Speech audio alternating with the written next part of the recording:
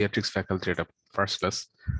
Pediatrics new faculty, so কোশ্চেনের সংখ্যা খুবই কম, সো প্রেডিক্ট করা একটু ডিফিকাল্ট, বাট ওভারঅল মোটামুটি আবিদ স্যারের বইটা পড়লে আর সাথে যদি এমআরস খান স্যারের বইটা কেউ পড়তে পারে, প্রবাবলি আবিদ স্যারের বইটা পড়লেই চলবে। এখান থেকেই বেশিরভাগ কোশ্চেনের বেশিরভাগ স্টেম এখন পর্যন্ত কমন পড়েছে, আর কিছু কোশ্চেন তো থাকেই ওভারঅল ফ্রম আউটসাইড করতে পারে, নেলসন বা আদার যে বই আছে। সো প্রতি রেসিডেন্সি পরীক্ষাতে 30টা বা তার চেয়ে বেশি কোয়েশ্চেন হতে পারে। টোটাল কোয়েশ্চেন ধরো 40টার মতো পেডিয়াট্রিক্স ফ্যাকাল্টি থেকে হয়, কিন্তু কিছু কোয়েশ্চেন অ্যাকচুয়ালি মেডিসিনের সাথে মানে ম্যাচ আপ হয়, সেটা বোঝা ডিফিকাল্ট, এটা কি পেডিয়াট্রিক্স ফ্যাকাল্টি কোয়েশ্চেন নাকি মেডিসিন ফ্যাকাল্টি কোয়েশ্চেন। আর নিওনাটোলজি হলো পেডিয়াট্রিক্স এর most important part.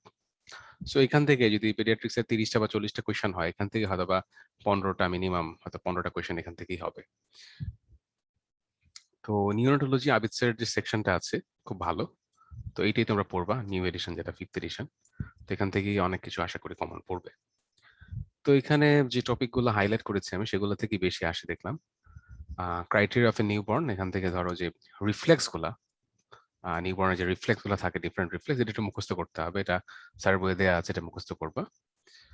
Preterm low birth weight and IUGR, এটা আসে পরীক্ষাতে, এবং এই টপিকগুলো তো আমরা সবসময় ছোটবেলা থেকে পড়ে আসছি, এগুলো আমরা একটু ডিসকাস করবো আজকে।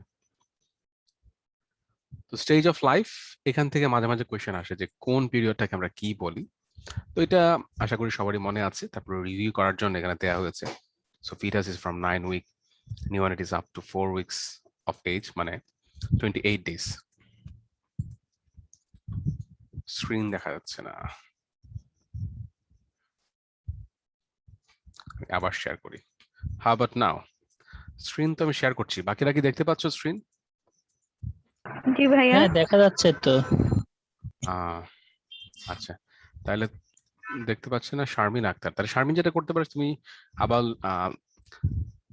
লিভ করে আবার জয়েন করো, তাহলে দেখতে পাবা। আর যদি দেখা যায় এখন, ঠিক আছে, ফাইন।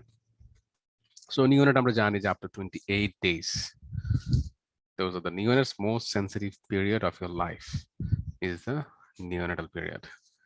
এবং পেরিনেটাল, সেটা হলো বিফোর ডেলিভারি 28 থেকে শুরু করে আফটার ডেলিভারি ফার্স্ট উইক পর্যন্ত, that is the perinatal period. Infancy জানো আপ টু 1 year, টডলার হলো 3 years পর্যন্ত, অ্যান্ড দেন চাইল্ডহুড। টডলারের পরের যে ফেজটা থাকে 3 to 5, এদেরকে কি বলে? 3 to 5 years? Preschool going child, or kind of like এখন হলো kindergarten child. যাই হোক, এটা বলে না, আমি জাস্ট বললাম আর কি। তো সবার স্কুলিং শুরু হয় অনেক আগেই। তো ক্রাইটেরিয়া অফ নিউবর্ন বেবি, এখান থেকে ডিরেক্টলি কোয়েশ্চেন খুব বেশি আসে না, বাট আসতে পারে। যেমন অ্যাপ্রক্সিমেট যে আইডিয়া গুলো আছে, যেমন 2.5 কেজির উপরে হতে হবে, length 50 centimetre, OFC more than 35, এটা ইম্পর্টেন্ট। ওএফসি কম হলে যদি ম্যাক্রোক্যাফালি হয়, then you think of multiple congenital anomalies, তাই না? ম্যাক্রোক্যাফালির দু একটা কজ বলো তো দেখি, মনে আছে কিনা? দিয়ে দিতে পারে ভাইয়া কিন্তু। মাইক্রো না macro? Microcephaly, microcephaly. Virus infection. Okay, Torch infection. prematurity, torch infection, right? Most important cause হলো torch infection, right? ম্যালনিউট্রিশন থেকেও হতে পারে। হতে পারে, হতে পারে না, জানা হতে পারে। ইভেন ধরো যদি কোনো জেনেটিক ডিসঅর্ডার থাকে, যেমন পাটাও সিনড্রোম, পাটাও সিনড্রোমে কিন্তু মাথা অনেক ছোট হয়, ডাউনেও ছোট হতে পারে। বাট ধরো কমননেস যদি বলি, কমননেস হলো torch infection. Torch infection causes the typical macrocephaly. Honest বললে কি ভাইয়া ইডিওপ্যাথিক টাইপের কোনো কিছু বললে কি হবে? কারণ হ্যাঁ, এটা ঠিক বলছো, মানে হ্যাঁ ইডিওপ্যাথিক তো আর কোনো কজ না, মানে কজ যদি খুঁজে পাওয়া না যায় তাহলে। ভাইয়া, ওই যে এমআর মোল্লা স্যারের বইতে মনে হয় কমনেস্ট এর মধ্যে প্রথমে ইডিওপ্যাথিক। ও আচ্ছা আচ্ছা, হ্যাঁ এটা অবশ্য ঠিক বলছো। অনেক কিছুরই কমনেস্ট কজ জানা নাই যেহেতু এই জন্য বলা হয়েছে যে ইডিওপ্যাথিক। তো I am an idiot and I don't know. তো ঠিকই আছে, আমার মনে হয় যে স্যারের বইয়ে যেটা দিছে, যদি কখনো এভাবে আসে পরীক্ষার, অবশ্য ইডিওপ্যাথিক অপশনটা দিতে পারে, নাও দিতে পারে। যদি ইডিওপ্যাথিক দেয় obviously then give idiopathic first, আর যদি ইডিওপ্যাথিক না দেয় then probably TORCH infection would be one of the commonest one, তাই না? আচ্ছা, but thank you for your input. Alcohol খেলে কি মাথা বড় হবে না ছোট হবে? ফিটাল অ্যালকোহলে, হ্যাঁ, ম্যাক্রোসেফালি হয় না নাকি? মাইক্রোক্যাফালি। বুদ্ধি কেমন থাকে অ্যালকোহল খেলে? বুদ্ধি কমে যায়। সো বাইরের দেশে দেখা যায় এখন টর্চ ইনফেকশনের রেটটা কমে আসতেছে, যেহেতু ওদের স্ক্রিনিং এবং ওদের ট্রিটমেন্ট আছে। রাদার ওদের ফিটাল অ্যালকোহল সিনড্রোমটা কিন্তু এখনো অনেক হাই। এখনো অনেক মাদার, স্পেশালি যারা ধরো পোর রিজনে থাকে বা আনএডুকেটেড, তারা কিন্তু অ্যালকোহল খায় এবং তখন ফিটাল অ্যালকোহল সিনড্রোম হয়ে মাথা ছোট হয়ে যায়, বুদ্ধিও কম থাকে।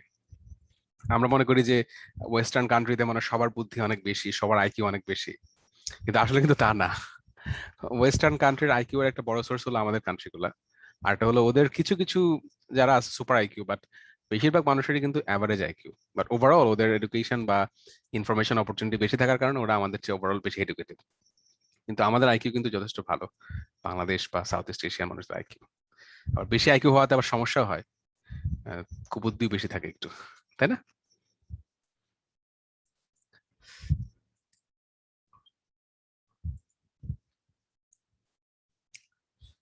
সো এগুলা সবাই জানো আশা করি।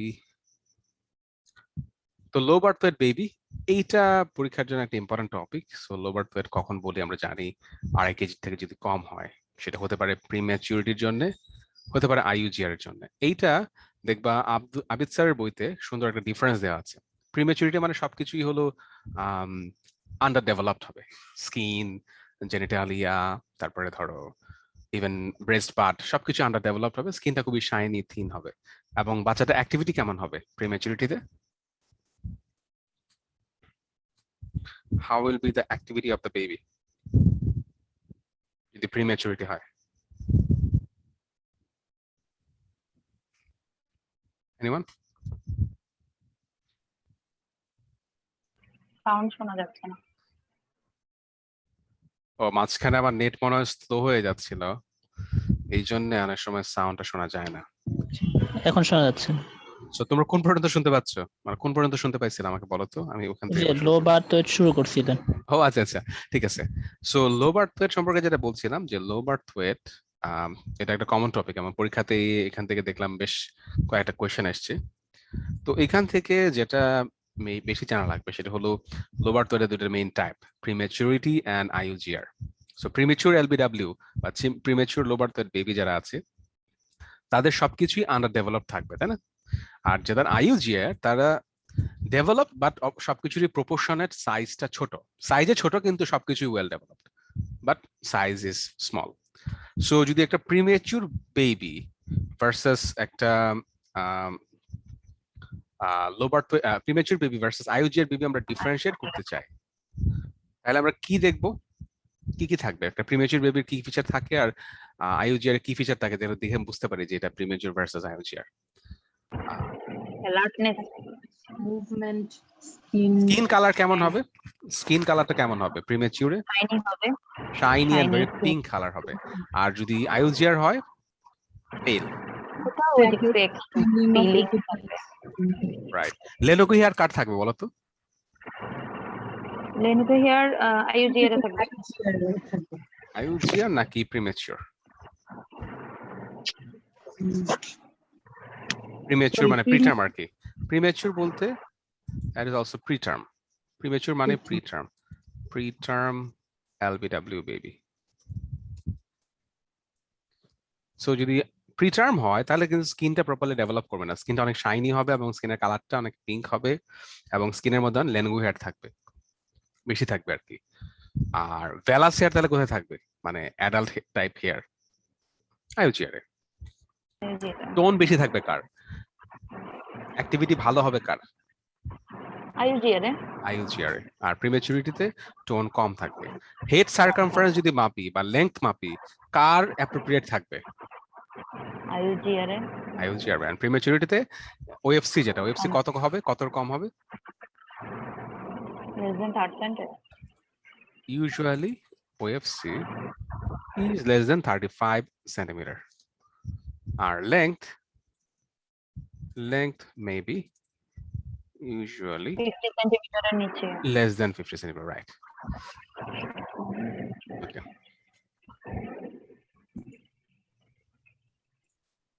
35 সেন্টিমিটার, বাট মাইক্রোসেফালি হবে না নাকি, এটা বলতে চাচ্ছি। হ্যাঁ, যেহেতু তার মানে এখনো এটা হয় না, মাইক্রোকেফালি বলতে পারো, বাই ডেফিনিশন মাইক্রোকেফালি বলতে পারো। So yeah, prematurity or preterm is also a cause of microcephaly in that sense. So spectrum বলা আছে, স্পেকট্রাম তোমরা জানো, এবং level of maturity prematurity less than 37 weeks, এবং কজ গুলা দেওয়া আছে। এটা মোর অফ লাইক মেমোরাইজেশন, মুখস্থ করতে পারলে ভালো, কারণ এখান থেকে এখনো যাও কোয়েশ্চেন তো বাবা, জুস নিয়ে আসো, যাও। সরি। পরীক্ষাতে এখনো কোয়েশ্চেন আসে নাই, কিন্তু আসতে পারে। So cause of prematurity versus cause of IUGR. তাহলে প্রিম্যাচুরিটি কজ মানে হলো যদি আগে ডেলিভারি হয়ে যায়। সো আগে ডেলিভারি হবে কখন? যদি ম্যাটারনাল ডিজিজ থাকে, যেটা প্রিটার্ম লেবার করবে এবং তখন ডেলিভারি হয়ে যাবে। সো কমন এক্সাম্পলস গুলা, সো APH, সার্ভাইকাল ইনকম্পিটেন্স, যদি পেশেন্টের কোরিয়ামনাইটিস হয়, uterine abnormalities থাকে, so those will kind of stimulate the labor before the term, এবং তখন ডেলিভারি হয়ে যাবে, প্রিম্যাচুরিটি হবে। আর হলো ফিটাল ম্যালফরমেশন থাকলে তো আমরা জানি যে ইনিশিয়াল স্টেজে, যদি এমব্রায়োনিক স্টেজ বা ফিটাল স্টেজে শুরুতেই ম্যালফরমেশন থাকে, তখন দেখা যায় অ্যাবর্শন হয়ে যায়। আর যদি ম্যালফরমেশন গুলো মাইল্ড হয়, তখন অনেক সময় সেটা ট্রিগার করতে পারে প্রিম্যাচুর ডেলিভারি। আরো কিছু রিস্ক ফ্যাক্টর আছে, most commonly unknown, so idiopathic is the most common cause of prematurity. IUGR এর ক্ষেত্রে এখানে মেইন এটা হলো যে ফিটাল যে নিউট্রিশন, কোনো কারণে নিউট্রিশনাল ডেফিসিয়েন্সি আছে। সো নিউট্রিশনের মেইন সোর্স হলো প্লাসেন্টা। যদি কোনো কারণে প্লাসেন্টা প্রপারলি গ্রো করতে না পারে, যদি বাচ্চার মুখের সংখ্যা বেশি হয়, so multiple babies, multiple gestation হয়, অবভিয়াসলি খাবার নিয়ে একটা কারাগারি হবে। ম্যাটারনাল এমন কোনো ডিজিজ যেটা প্লাসেন্টাল ডেভেলপমেন্ট বা প্লাসেন্টাল পারফিউশনটাকে লিমিট করে দেয়। ফর এক্সাম্পল, যদি হাইপারটেনশন থাকে, যদি কার্ডিয়াক অর পালমারি ডিজিজ থাকে, তখন তো হাইপোক্সিয়া থাকবে, malnutrition, chronic illness, and severe anemia. So all of those is related with decreased oxygen delivery and decreased nutritional delivery to the placenta, means to the baby. So তখন পেশেন্টের IUGR হবে, গ্রোথটা কম হবে। আরো আছে স্মোকিং, বাইরের দেশে অনেকে স্মোকিং করে, সো সেটা হলো প্লাসেন্টাল ভেসো কনস্ট্রিকশন করে। সো হাইপারটেনশন আমরা আগেই বললাম, সো যদি কারো প্রি-এক্লাম্পসিয়া হয়, that will also lead two IUGR। এবং টর্চ ইনফেকশন। সো টর্চ ইনফেকশনের মধ্যে কি কি আছে বলো তো? Toxoplasma, rubella, cytomegalo, herpes, and syphilis. syphilis, syphilis, yes. So those are the typical torch infection. Torch-এর মধ্যে most common কোনটা এখন আমরা দেখি, বা overall most common কোনটা? রুবেলা। No. Congenital. Rubella না। Which one? Cytomegalovirus. This is one of the commonest one. এবং CMV তে কিন্তু মাইক্রোকেফালি হয়। আর কি হয়? ইন্ট্রাক্রেনিয়াল কি হয় CMV তে? ক্যালসিফিকেশন হয়, রাইট। রেটিনোপ্যাথি হতে পারে? রেটিনোপ্যাথি হতে পারে। তাহলে মাইক্রোকেফালি, ইন্ট্রাক্রেনিয়াল ক্যালসিফিকেশন, রেটিনোপ্যাথি এটসেট্রা। হ্যাঁ বলো। এটা কি ট্রায়াড? ট্রায়াড না, মানে those are the most important features বা most classic features. রুবেলা তো সিমিলার ফিচার হয়, তবে রুবেলাতে আমরা জানি যে কার্ডিয়াক কিছু প্রবলেম হয়, তাই না? কার্ডিয়াক কি হয়? PDA হয়। কানে শুনতে পায় রুবেলা বেবি? ডেফনেস হয়, এবং চোখের সমস্যা দুটোতেই হবে। রাইট, এবং ক্যাটারাক্ট হবে, এবং ক্যাটারাক্টের পাশাপাশি ইভেন পেশেন্টের গ্লুকোমা হতে পারে। এটা কিন্তু আবার মাইক্রোবায়োলজির পার্ট হিসেবে অনেক সময় পরীক্ষাতে আসে। ভাই এটা এসসিপিএস আসছিল। মানে গ্লুকোমা হয় যে এটা এসসিপিএস আসছিল, এবং লাম্বাকাইটি মানে পাস নেই। সো ক্যাটারাক্ট, গ্লুকোমা, এটা এবার পেপার 3 এর কোশ্চেন ছিল। হ্যাঁ, আবার এটা কিন্তু রেসিডেন্সিতে আসছে, পরীক্ষা কোশ্চেন আসছে। তোমরা যদি রেসিডেন্সি কোশ্চেন আগে ঘাটো, দেখবে এই কোশ্চেনটা, এই জিনিসটা যে রুবেলাতে যে গ্লুকোমা এবং ক্যাটারাক্ট হয়, এই জিনিসটা কিন্তু রেসিডেন্সির একটা কোশ্চেন। সো রেসিডেন্সিতে আসতে পারে অবশ্যই। সাইটোমেগালোভাইরাসের কি কোনো ভ্যাকসিন আছে? Vaccine I don't know. জানা মতে নাই। ভ্যাকসিনেশন করে লাভ নাই, জানো। সাইটোমেগালোভাইরাস এমন খুবই ট্রিকি একটা virus, because it lives inside your lymphocyte. This is a latent infection, very dangerous. সারা জীবন থাকে। 90% মানুষের সাইটোমেগালোভাইরাস ইনফেকশন। হ্যাঁ বলো। 90% মানুষের সাইটোমেগালোভাইরাস ইনফেকশন টেস্ট করলে পাওয়া যায়, মানে লেটেন্ট ইনফেকশনটা অ্যান্টিবডি অনেক পাওয়া যায়। আচ্ছা, আমরা ফ্লেয়ার আপ করে। হ্যাঁ, প্রেগনেন্সিতে ইমিউনোসাপ্রেশন হয়, তখন দেখা যাচ্ছে প্লেয়ার বলতে মাদার তো তেমন কোনো প্রবলেম হয় না, it transfers from mother to the baby.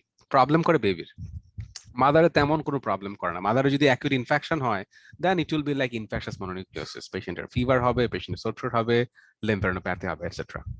It's like a common viral infection in a pregnant mother. But যখন বেবিতে আর যাবে, আমি বলো। একটু আনঅফিশিয়ালি আপনাকে একটু থ্যাঙ্কস দিই। আমি বেশি ক্লাস করতে পারি না, কিন্তু প্যাথো ক্লাস বা শুরুর দিকে কিছু ক্লাস আসলে আমার এফসিপিএস অনেক হেল্প করছে আমাকে। ও তাই নাকি? তোমার কি খবর বলো? হ্যাঁ, আমার হচ্ছে পেডিয়াট্রিক্স এ পার্ট 1 হলো আলহামদুলিল্লাহ, আর ও পেয়ার আলহামদুলিল্লাহ, বিসিএস এ সুপারিশপ্রাপ্ত, মানে দুইটাই আলহামদুলিল্লাহ মোটামুটি। আলহামদুলিল্লাহ, তাহলে একটা হ্যাট্রিক বাকি আছে না? তো আমি তোমার আসলে এমডির জন্য পড়তে পারিনি, তো মাঝখানে কয়েকদিন অনেক গ্যাপ গেল। আচ্ছা আচ্ছা, না যেহেতু এফসিপিএস তোমার পড়া হয়েছে, তো সেটা অবশ্যই বেনিফিট করবে এমডি প্রিপারেশনের সাথে। আর এখন তো 1 মাস সময় আছে, তুমি যদি ভালো করে কোয়েশ্চেন সলভ করো দেন অবশ্যই হেল্প করবে। আর আগেও তো কিছু ক্লাস করেছো। ওকে ওকে, থ্যাংক ইউ। আপু বিসিএস এ এখন এই এমডি আর এসিপিএস দুইটা কি একসাথে করতে দেয়? বন্ধ করে দিছিল। ভাইয়া জানি না, পরীক্ষা যদি দিতে পারি তো দিব আর কি। না, এফসিপিএস পার্ট 1 করলে যে এমডি পরীক্ষা দেওয়া যাবে না তা না, এফসিপিএস পার্ট 1 করে পরীক্ষা দেওয়া যাবে। তবে রেসিডেন্সি কোর্সে ঢোকার পরে এফসিপিএস বছর খানেক আগে ওই তো একদম প্রজ্ঞাপন জারি করে বন্ধ করে দিছিল। দুইটার একটা করতে করা যাবে। আচ্ছা, এটার অনেকগুলা ব্যাকগ্রাউন্ড আছে, বাট আমি মনে করি যে এফসিপিএস পার্ট 1 করতে পারলে ভালো, করে রাখতে পারলে ভালো, বুঝছো না? কোনো অসুবিধা নেই, এফসিপিএস পার্ট 1 করা যায় এবং সাথে হ্যাঁ এমডি এমডি এমডি পরে অ্যাডমিশন নিব, অসুবিধা কি? পার্ট 1 করে রাখলা, নো প্রবলেম। আচ্ছা, তো এটা আমরা পড়ে ফেলছি actually, preterm low birth weight versus IUGR. So এটা কিন্তু এক্সাম কোয়েশ্চেন। আমি যে আগের কোয়েশ্চেনগুলো দেখলাম এখানে পরীক্ষাতে কয়েকবার এসছে, তো এগুলা বিভিন্ন ভাবে আমি রিভিউ করেছি। সো অবভিয়াসলি যদি প্রিটার্ম হয়, অ্যালার্টনেস কম থাকবে, তার টোন কম থাকবে, মুভমেন্ট কম হবে, ভেরি সিম্পল, স্কিনটা পাতলা হবে, এই জন্য কালারটা মানে পিঙ্ক অ্যান্ড ব্রাইট কালার হবে। সবকিছুই লেস ডেভেলপড, ব্রেস্ট পার্ট বলো, ইয়াল লবিউল বলো, Libya major widely separated, limbs tone com, abdomen distended with visible coils because the skin is very thin and shiny, এই জন্য ভিতরে থেকে সবকিছু দেখা যাচ্ছে। তো পরীক্ষাতে এটা দেখলাম অনেকবার এসছে যে প্রিটার্ম লো বার্থ ওয়েটের কমপ্লিকেশন কি, এবং এটা বিভিন্ন ভাবে এক্সপ্লেন করা যায়। আইডিয়াটা হলো যদি প্রিটার্ম লো বার্থ ওয়েট হয়, তাহলে পেশেন্টের অ্যাকচুয়ালি বডি সারফেস এরিয়া কম ওভারঅল, এবং ওয়েটও খুব কম। সো টেম্পারেচার জেনারেশন ক্যাপাসিটি খুবই কম, যেহেতু টেম্পারেচার জেনারেশন করতে পারে না, সো ইজিলি তারা হাইপোথার্মিক হয়। এবং ব্লাড সুগার মেনটেন্যান্সের জন্য প্রপার টেকনিক্স গুলা, insulin and other anti insulin hormones, তাদের মধ্যে যে ব্যালেন্সটা সেটা এখনো আসে নাই, সো ইজিলি হাইপোগ্লাইসেমিক হয়। আর একটা ইম্পর্টেন্ট রিজন হলো যে বাচ্চারা বুকের দুধ টানতে পারে না, যাদের বয়স কম, লাইক 35 উইকস যদি হয়, 34 উইকস হয়, তাদের সাকলিং ক্যাপাসিটি খুব কম থাকে। So all of those contribute to the hypoglycaemia or hypoglycemic tendency। এই দুইটা দেখবো পরীক্ষার অপশন, আমি দেখলাম অনেকবার এসছে। আরডিএস, আরডিএস কেন হবে? Surfactant deficiency. Deficiency of surfactant, deficiency হবে। রাইট। সো আমরা এটাকে প্রিভেন্ট করার জন্য কি করতে পারি? সারফেক্টেন্ট দেব। Okay, surfactant, that's a good option. Steroid injection দেয়। তখন হচ্ছে স্টেরয়েড দিব, আর যদি তারপরেও কভার আপ না করে তাহলে জন্মের সারফেক্টেন্ট ইনজেকশন দিব। রাইট, সারফেক্টেন্ট আমরা ওই যে পাওয়া যায় ওই ইটি টিউবের সাথে দেওয়া যায়, যদিও এটার বেনিফিটটা বলা হয় যে খুব বেশি সিগনিফিকেন্ট না, মানে এটা শুনতে অনেক ভালো লাগে, খুব অ্যাপ্রোপ্রিয়েট মনে হয়, কিন্তু অ্যাকচুয়ালি অনেক কস্টলি তো, অনেক কস্টলি। এবং এটা ভাইয়া যদি এটা আর্লি আসে, আমরা দেখছি কারণ আমরা তো এনএসসি তে কাজ করছি, যদি এটা আর্লি আসে আর হচ্ছে যে একদম টিপিক্যাল যদি আপনার গ্রাউন্ড গ্লাস অ্যাপিয়ারেন্স গুলো থাকে, complete white out lung shadow, মানে স্টেজ 4 এর দিকে থাকে, তাহলে কিন্তু সারফেক্টেন্ট বেশ ভালো কাজ করে। এবং আমরা যারা শিশু হাসপাতালে কাজ করছি আমরা দেখছি যে মানে ম্যাক্সিমামে বেশ ভালো কাজ করছে সারফেক্টেন্ট। এটা দাম কত পড়ে বলো তো সারফেক্টেন্টের? এটা তো ভাইয়া সেই আমরা যখন 3 বছর আগে, তখনই তো দেখলাম যে প্রায় 70 to 80,000 এর মতন। এই জন্য মনে হয় আমি যখন ডিএমসি তে ছিলাম, আবিদ স্যার যখন ছিল, তখন এটা সহজে উনি দিতে চাইতো না, কারণ একটা ডিএমসি পেশেন্ট আসে, এই জন্যই মনে হয় বলতো যে এটা এখন দরকার নেই। 8,000 টাকা? 70-80, সো নাও এখন হয়তো বা একের উপরে চলে যাবে। আল্লাহ। ডিফিকাল্ট, অনেকে আছে সিপেপ দিয়েও ভালো থাকে বাচ্চা আসলে সব। রাইট।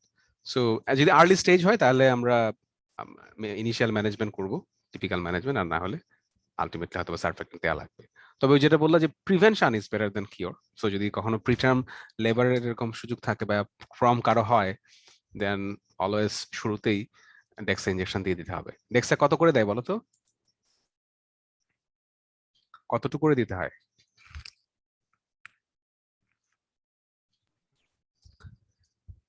ডোজ অবশ্য আমাদের পড়ার বিষয় না। ইউজুয়ালি ধরো প্রতিদিন 12 মিলিগ্রাম করে দেয় 2 দিন, সো টোটাল ডোজ হলো 24, তাই না? 24 মিলিগ্রাম। 6 মিলিগ্রাম করে যদি দাও তাহলে 6 milligram twice daily for 2 days. That is the dose of Dexa to prevent the RDS.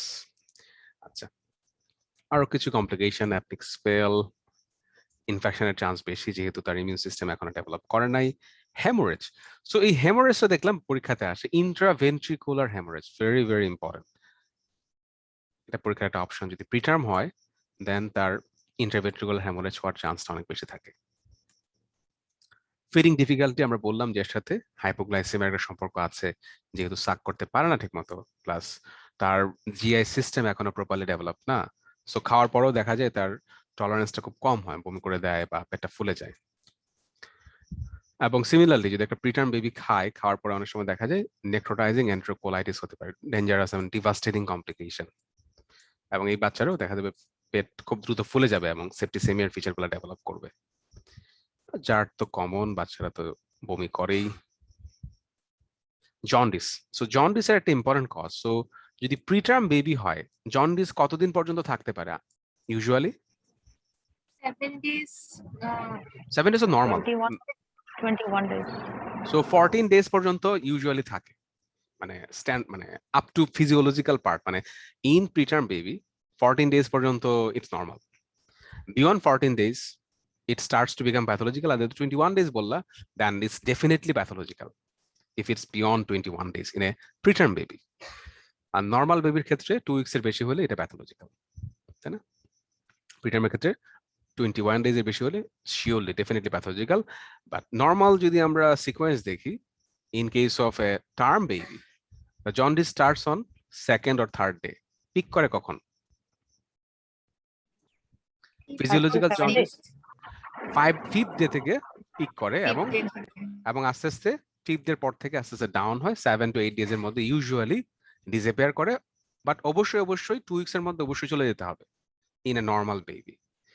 R in case of preterm baby একটু শুরু হয় আগে এবং যেতেও একটু সময় লাগে, সো তার টাইম লাইনটা হলো up to 14 days normally. But যদি প্যাথোলজিক্যাল হয় then it will be beyond 21 days। এটা অবশ্য পরে আসবে আমাদের। Anaemia prematurity, PDA. So PDA আমরা জানি যে বাচ্চা ডেলিভারি হওয়ার পরে 1 day পর্যন্ত ন্যাচারালি ডাক্ট ওপেন থাকে, তাই না? বাট যাদের প্রিমেচুরিটি আছে তাদের ক্ষেত্রে সেই সময়টা একটু বেশি হবে, এটা ভয় পাওয়ার কিছু না, এটা আস্তে আস্তে এমনিতেই ক্লোজ হয়ে যায়। বাট যদি বেশি দিন ক্লোজ না হয়, বেশি দিন পরেও ক্লোজ না হয়, তখন আমরা একটা ট্রিটমেন্ট দিতে পারি। কি দিব পিডিএ ক্লোজ করার জন্য? Which drug?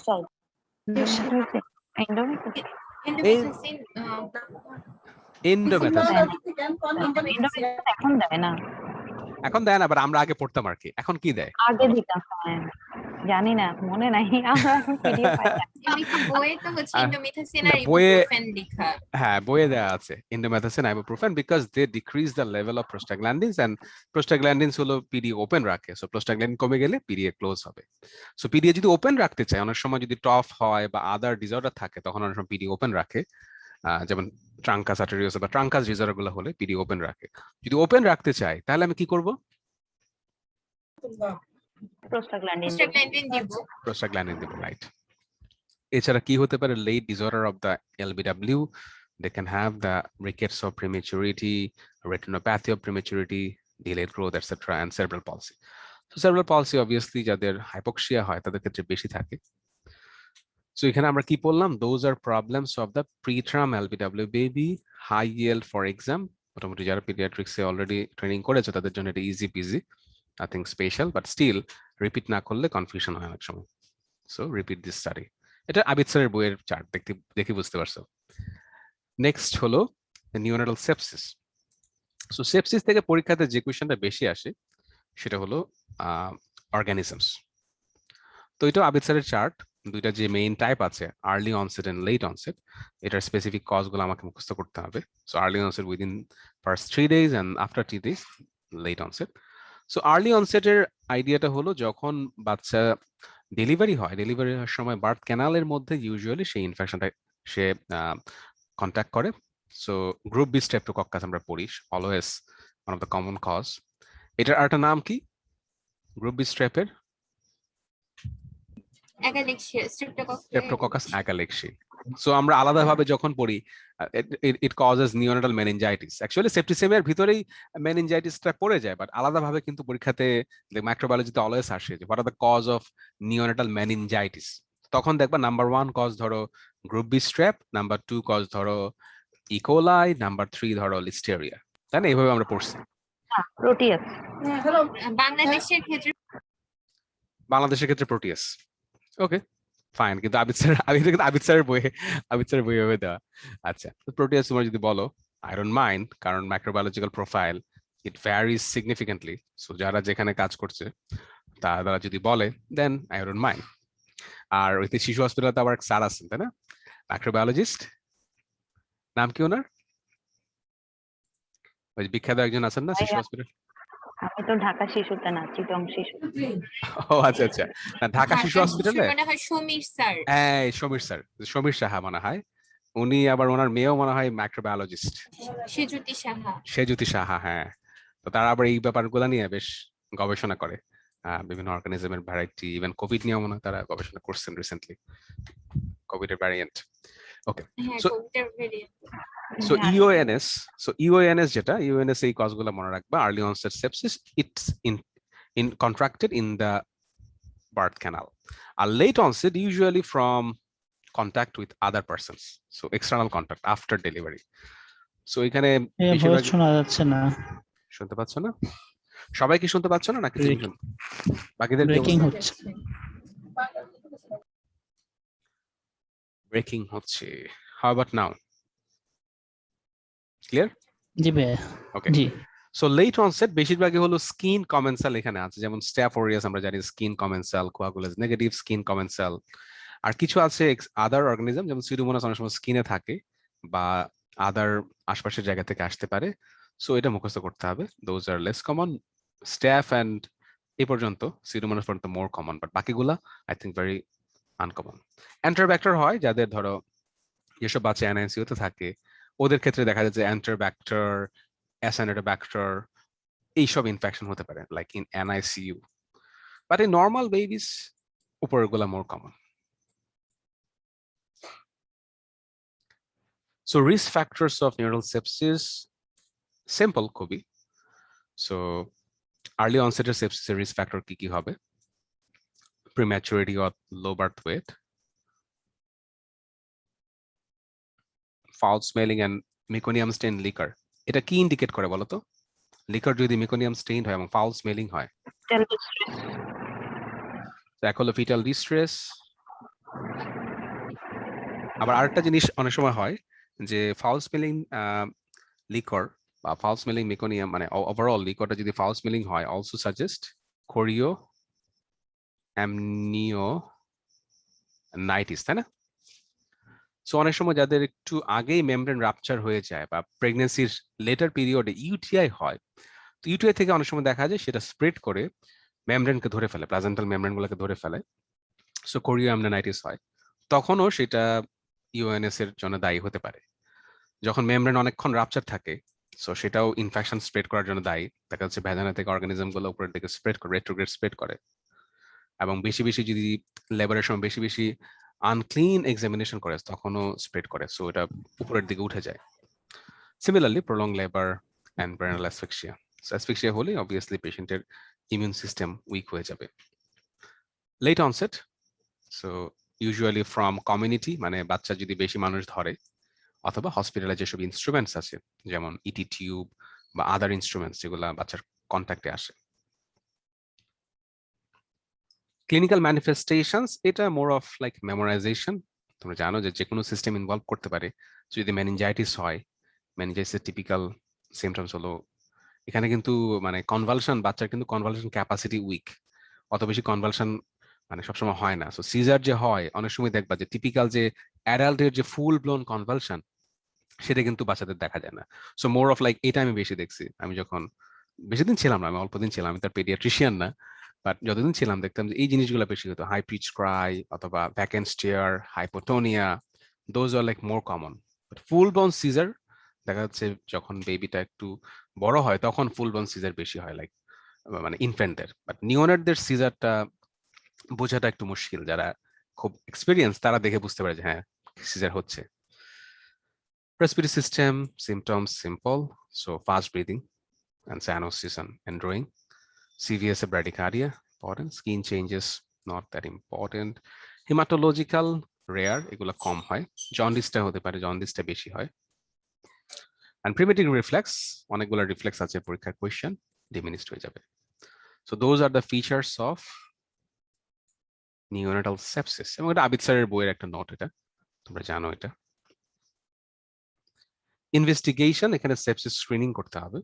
সো স্ক্রিনিং এর মধ্যে অনেকগুলো টেস্ট আছে। বেসিক আইডিয়াটা হলো অ্যাডাল্টের ক্ষেত্রে যখন ইনফেকশন হয় তখন হেমাটোলজিক্যাল সিস্টেম অ্যাক্টিভেটেড হয়, আর বাচ্চাদের ইনফেকশনে হেমাটোলজিক্যাল সিস্টেম কেমন হবে? অ্যাক্টিভেটেড হবে নাকি সাপ্রেসড হয়ে যাবে?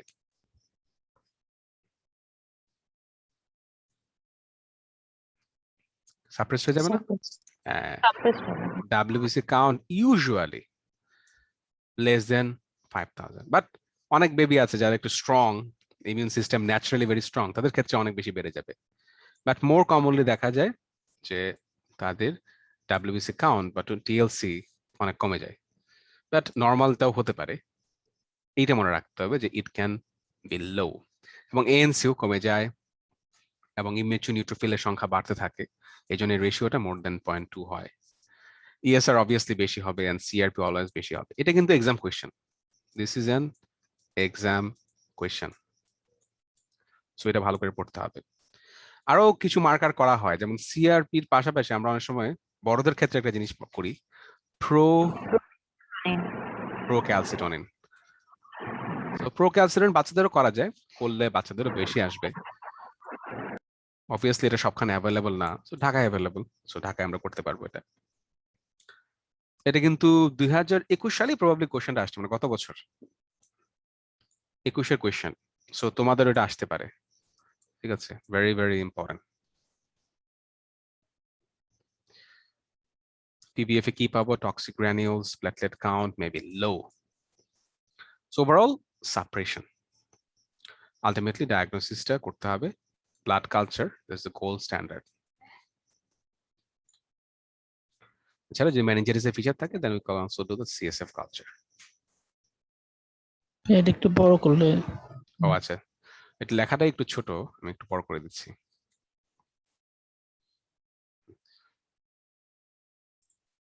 ওকে, নাও বুঝতে পারছো এখন? ঠিক আছে, জি। সো এই যে গোল্ড স্ট্যান্ডার্ড, এই কথাটাও কিন্তু পরীক্ষার অপশন অনেক সময় থাকে। What is the gold standard test for neonatal sepsis? That is blood culture. টাইফয়েডের গোল্ড স্ট্যান্ডার্ড কি? টাইফয়েড যদি টেস্ট করতে চাও, what is the gold standard?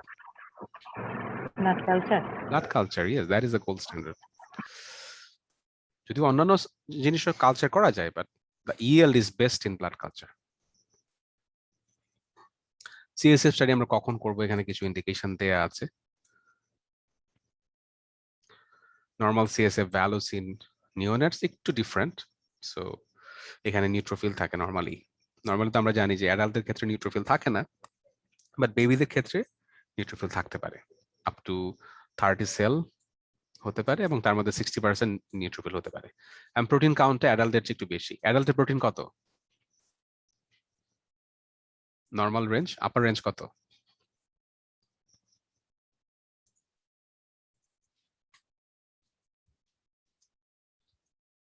level is anyone up to 45 milligram per deciliter. So 45 এর বেশি হলে এটা চিন্তা করি আমরা হয়তো কোনো একটা ইনফ্লামেশন আছে। But glucose level kind of like অ্যাডাল্টে মোটামুটি 50-60 এরকম থাকে।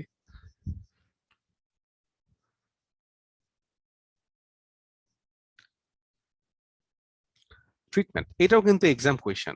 নিওনেটাল সেপসিস আমরা কিভাবে ট্রিটমেন্ট করব এবং সেটার কিছু বেসিক অ্যালগোরিদম এন্ড পয়েন্ট আছে। যেমন যেহেতু স্ট্রেপ্টোকক্কাস অ্যাগালেক্সি একটা ইম্পর্টেন্ট কজ, দেন পেনিসিলিন একটা important good choice, plus Listeria এবং গ্রাম নেগেটিভস গুলা থাকে, সেই জন্য আমরা জেন্টামাইসিন এবং অ্যাম্পিসিলিন সাথে দিতে পারি। So penicillin or ampicillin or gentamicin. Gentamicin to cover the gram negatives such as E. coli, such as Proteus, Klebsiella, etc. And ampicillin to cover the gram positive strep agalexia. So এটা হলো common একটা choice. আর meningitis যদি suspect করি তাহলে আমরা জেন্টামাইসিনের বদলে সাফোট্যাক্সিম দিতে পারি। So ampicillin and cefotaxime, which has cefotaxime has good CNS penetration. So penetration ভালো, কাজ করবে। তো এটা পরীক্ষাতে আসে। আমরা কি থার্ড জেনারেশন সেফালোস্পোরিন অন্য যেগুলা সেফট্রাক্সন দিব? সেফট্রাক্সন দিতে পারি? Usually not practice. এটা দেওয়া হয় না। Usually not practice ceftriaxone. তো ফার্স্ট লাইন গেল। আর সেকেন্ড লাইনের মধ্যে এখানে সিমিলার ট্রিটমেন্ট, এখানে তেমন কোনো খুব বেশি যে ডিফারেন্স আছে তা না। এখানে এক্সট্রা অথবা ক্লক্সাসিলিনের কথা বলছে, আর জেন্টামাইসিনের বদলে অ্যামিকাসিন দিতে পারি। আর থার্ড লাইনে আমরা আর কি দিতে পারি? এই জিনিসটা পিপারসিলিন ট্যাজোব্যাক্টাম। এটার মেইন উদ্দেশ্য কি? পিপারসিলিন ট্যাজোব্যাক্টাম দেওয়ার উদ্দেশ্য কি? To cover which organism? Gram positive গুলাকে কভার দিবে। Okay, gram positive, fine. But আরেকটা স্পেসিফিক টার্গেট আছে এটা। Pseudomonas, right? Pseudomonas, especially the Pseudomonas আমরা সন্দেহ করি, তখন piperacillin tazobactam দিতে হবে, because it's a very good, another fantastic anti-pseudomonal antibiotic. Ciprofloxacin anti-pseudomonal, যদিও এটার অ্যাক্টিভিটি একটু lower. Piperacillin tazobactam is very good, so এটা pseudomonal coverage দিবে, সাথে আমরা গ্রাম পজিটিভ coverage পাবো। So Pseudomonas plus gram positives both will be covered. আর gram negative cover করার জন্য we'll have amikacin.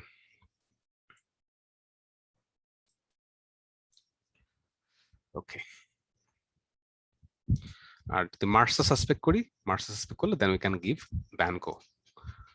অনেক সময় শুধু মেনিনজাইটিস নিয়ে যখন বেবি আসে তখন আমরা শুরুতেই ব্যানকো শুরু করে দিই।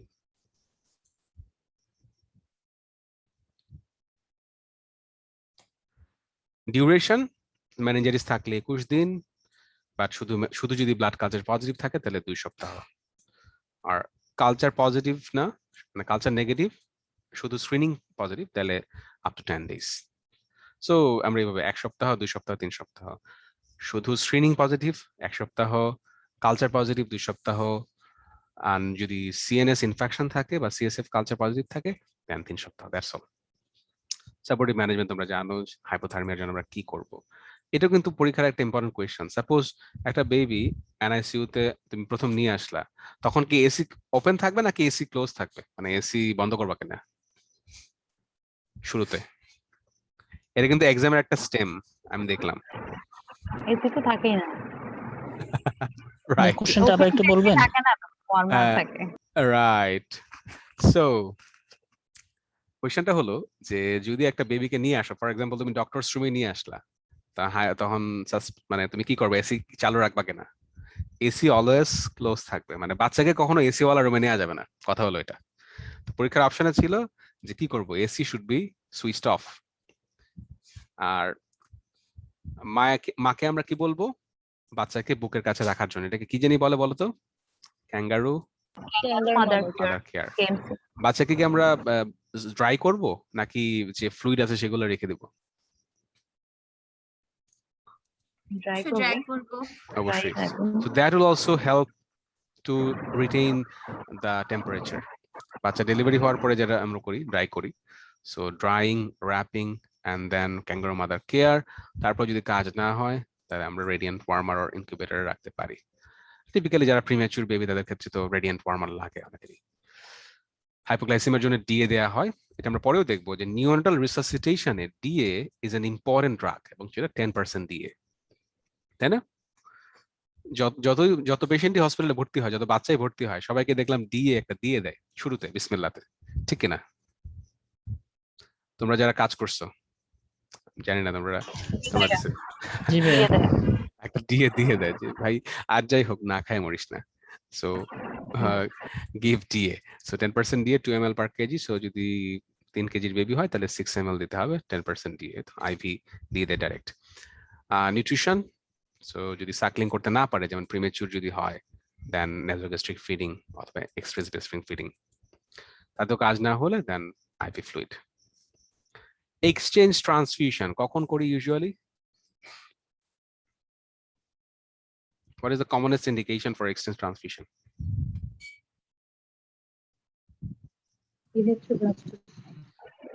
Erythroblastosis fetalis, বা সেটার একটা সুন্দর নাম কি? RH incompatibility। তো ইউজুয়ালি সেটাতেই এক্সচেঞ্জ ট্রান্সফিউশন দেওয়া লাগে, যেখানে অনেক বেশি জন্ডিসটা অনেক বেশি হয়, ফিজিওলজিক্যাল জন্ডিসটা এক্সারেট হয়ে প্যাথোলজিক্যাল হয়ে যায়, তখন দিতে হয়। বাট সেপসিসেও আমরা এক্সচেঞ্জ ট্রান্সফিউশন করতে পারি যদি হয়তো বা বেশি সেপসিস হয়, আমি করতে দেখি নাই, পার্শিয়াল করতে পারি আমরা। এবং যদি নিউট্রোফিল কাউন্ট অনেক কমে যায়, এএনসি অনেক কমে যায়, তখন আমরা ফিলগ্যাস্ট্রিম দেই। সো ফিলগ্যাস্ট্রিমেরই বেসিকটা হলো coronary stimulating factor, so that is filgrastim. So coronary stimulating factor যেটা হলো তোমার বোন ম্যারোকে স্টিমুলেট করবে, যেহেতু সেপসিস হলে বোন ম্যারো অনেক বেশি সাপ্রেসড হয়ে যায়, তখন ইনফেকশনটা সে ভালো করে নিজে নিজে কিওর করতে পারে না। সো আমরা যদি বোন ম্যারো স্টিমুলেন্ট দেই, which is filgrastim, which is a colony stimulating factor, তাহলে পরে সে বোন ম্যারোটাকে অ্যাক্টিভেট করবে, তো বোন ম্যারো থেকে নিউট্রোফিল এন্ড আদার ডাব্লিউবিসি গুলো বেশি তৈরি হবে। ফলো আপ, তো প্রিমিটিভ রিফ্লেক্সেস ওভারঅল আমাকে মুখস্থ করতে হবে, তোমরা ভালোভাবেই জানো কোনগুলা প্রিমিটিভ রিফ্লেক্স। এটা কিন্তু এক্সাম কোয়েশ্চেন, যে what are the primitive reflexes. সেখানে কয়েকটা রিফ্লেক্সের নাম দেয়া আছে, যেমন এটা মার্চ 15 আসছে, দেখি তোমরা সলভ করো। অপশন এ কি হবে? Sepsis, true.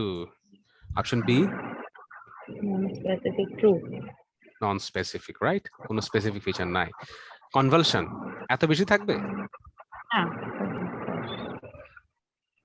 Option D true.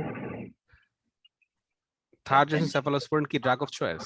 শুরুতেই না, শুরুতে আমরা ড্রাগ অফ চয়েস হলে এমপি প্লাস জেন্টা, মানে বই অনুযায়ী ফার্স্ট লাইন। অল্টারনেটিভ হিসেবে আমরা সেফোটেক্সিম দিই, which is actually third generation, but শুধু থার্ড জেনারেশন না, সাথে অন্য ড্রাগও দিতে হবে।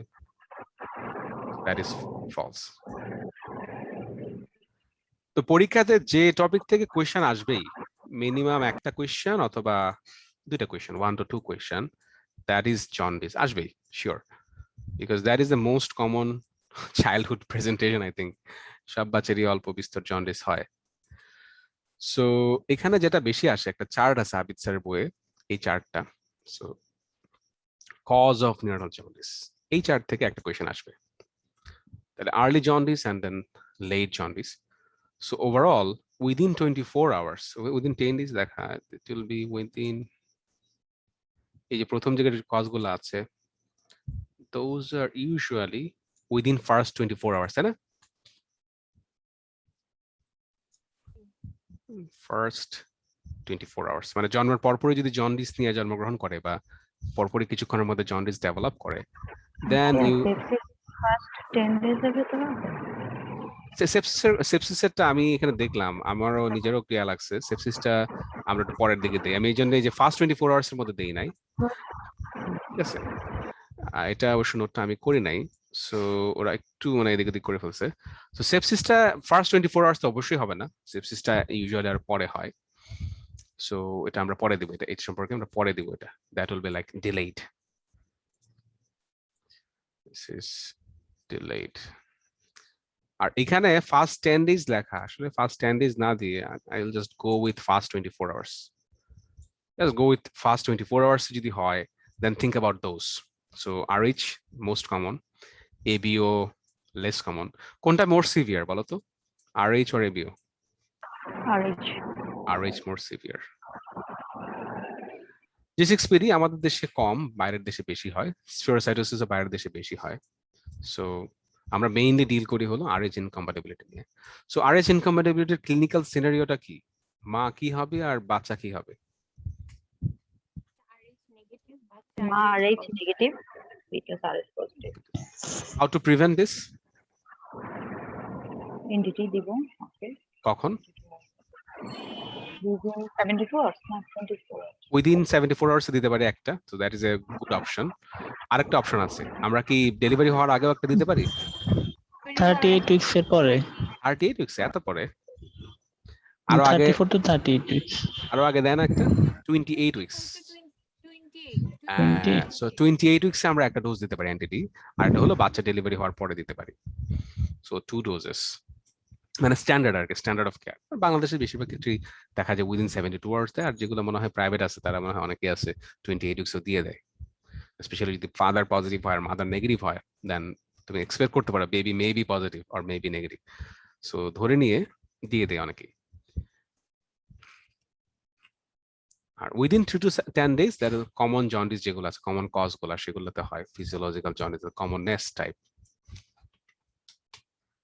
Jaundice of prematurity, then sepsis এই সময়টাতে হবে, উইদিন 10 days শুরু হয়। কনজেনিটাল এই পর্যন্ত কন্টিনিউ করবে।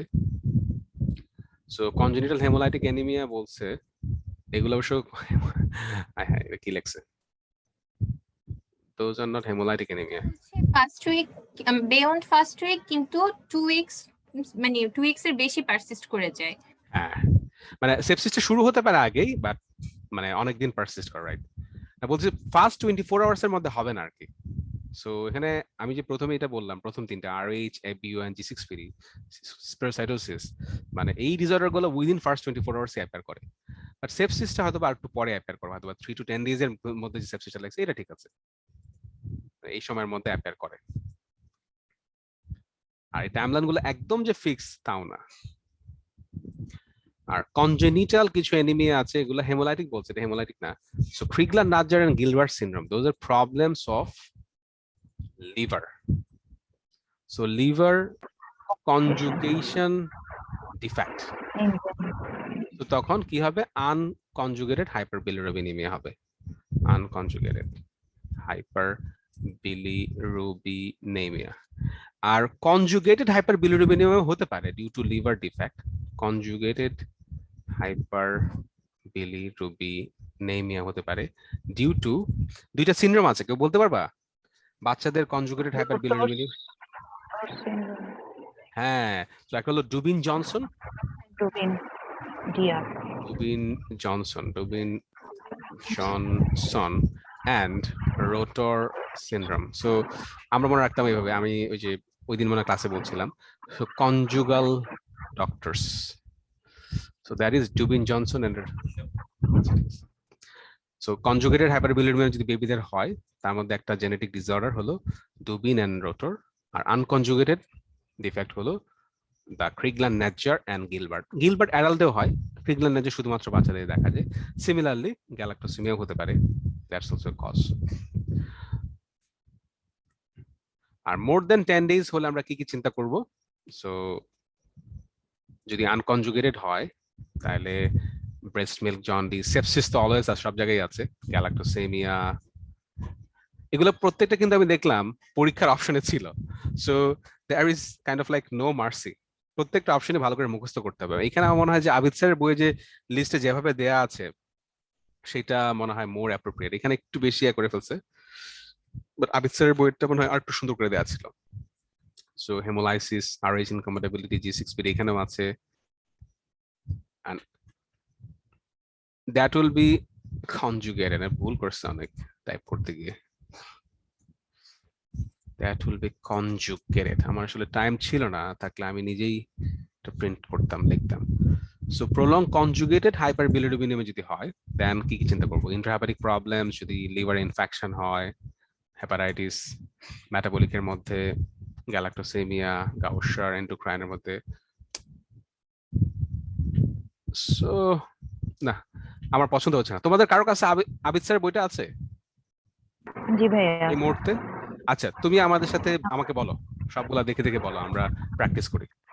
বলবো প্রথম থেকে বলো, মানে জাস্ট এই যে বক্সটা হ্যাঁ, উইদিন ফার্স্ট 24 আওয়ার্স অফ লাইফে হচ্ছে RH incompatibility, ABO and minor blood group incompatibility.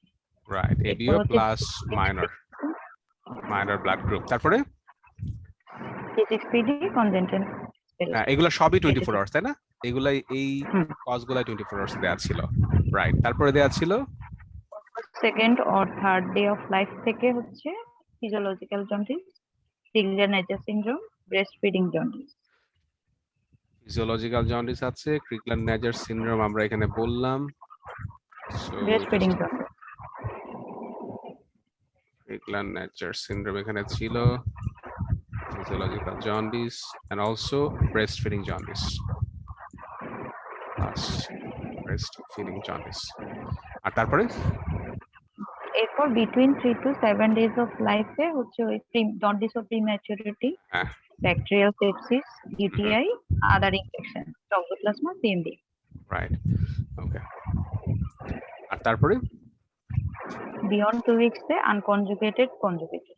Unconjugated এর ক্ষেত্রে breast jaundice, hypothyroidism, pyloric stenosis, galactosaemia. Right, so এইখানে মিলতেছে এখন মোটামুটি।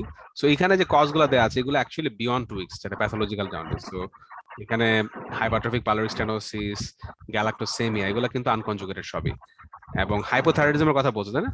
হাইপোথাইরয়েডিজম ইম্পর্টেন্ট একটা কজ আনকনজুগেটেড এর, হাইপোথাইরয়েডিজম। কনজুগেটেড যদি হয় বিয়ন্ড 2 উইকস, কনজুগেটেড হলে কোলেস্টেসিস, তাই না? Intrahepatic, extrahepatic. হেপাটিক। সো এটা এখানে মানে মিক্স করে ফেলছে, এক্সট্রাহেপাটিক কোলেস্টেসিস পরে দিছে। তো এক্সট্রাহেপাটিক কোলেস্টেসিসে biliary atresia যদি biliary সিস্টেম ডেভেলপ না করে অথবা বাইল ডাক্টের মধ্যে যদি কোনো সিস্ট থাকে তাহলে। আর ইন্ট্রাহেপাটিক কোলেস্টেসিস হলো কি লেখা আছে অ্যাপিথের বইয়ে? Sepsis, neonatal hepatitis, idiopathic neonatal hepatitis, torch, বাইল ডাক্ট পজিটিভ। নিওনাটাল হেপাটাইটিস এবং সিফিলিস দেশে শুধু এখানে হবে overall all the torch infections. কারণ টর্চে কিন্তু হেপাটোস্প্লেনোমেগালি হয়, মনে আছে তোমাদের? মাইক্রোবায়োলজিতে পড়েছিলাম all the torches cause hepatosplenomegaly. So যদি হেপাটোমেগালি হয় তাহলে নিশ্চয়ই হেপাটাইটিস ছিল। সো অবভিয়াসলি এই জন্যই দেখা যাচ্ছে তার কোলেস্টেসিস হচ্ছে। Okay, so thank you. Bile duct positive. আর বাইল ডাক্ট পজিটিভ যদি ডেফিসিয়েন্সি থাকে, so bile duct paucity, that will also cause intrahepatic cholestasis. So all of them যে hepatic এইগুলো সবই হলো, সাথে মেটাবলিক সিনড্রোম আর মেটাবলিক হলো এগুলো আছে মনে হয়।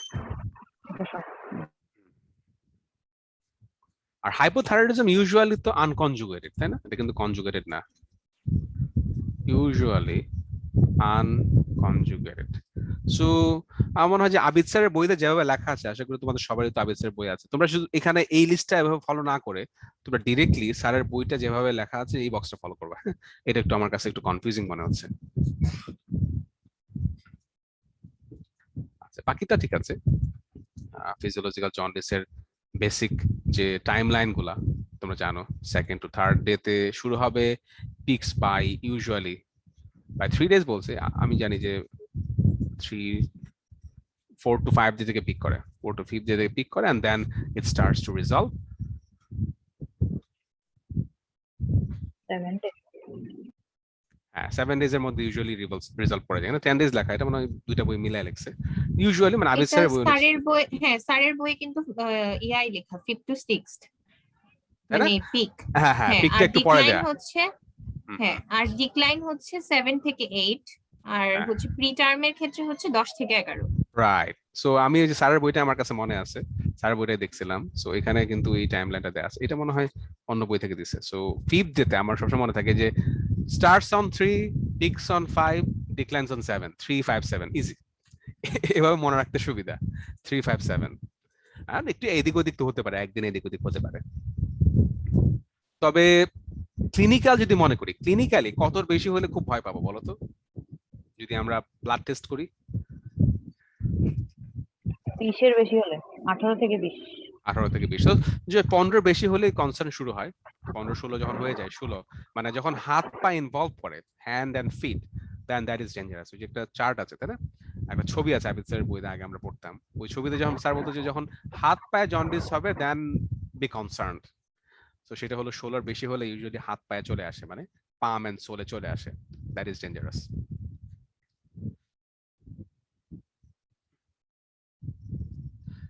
RH ইনকম্প্যাটিবিলিটি আমরা বললাম কি হয়, প্যাথোজেনেসিস আমার মনে হয় তোমরা সবাই জানো তাই না।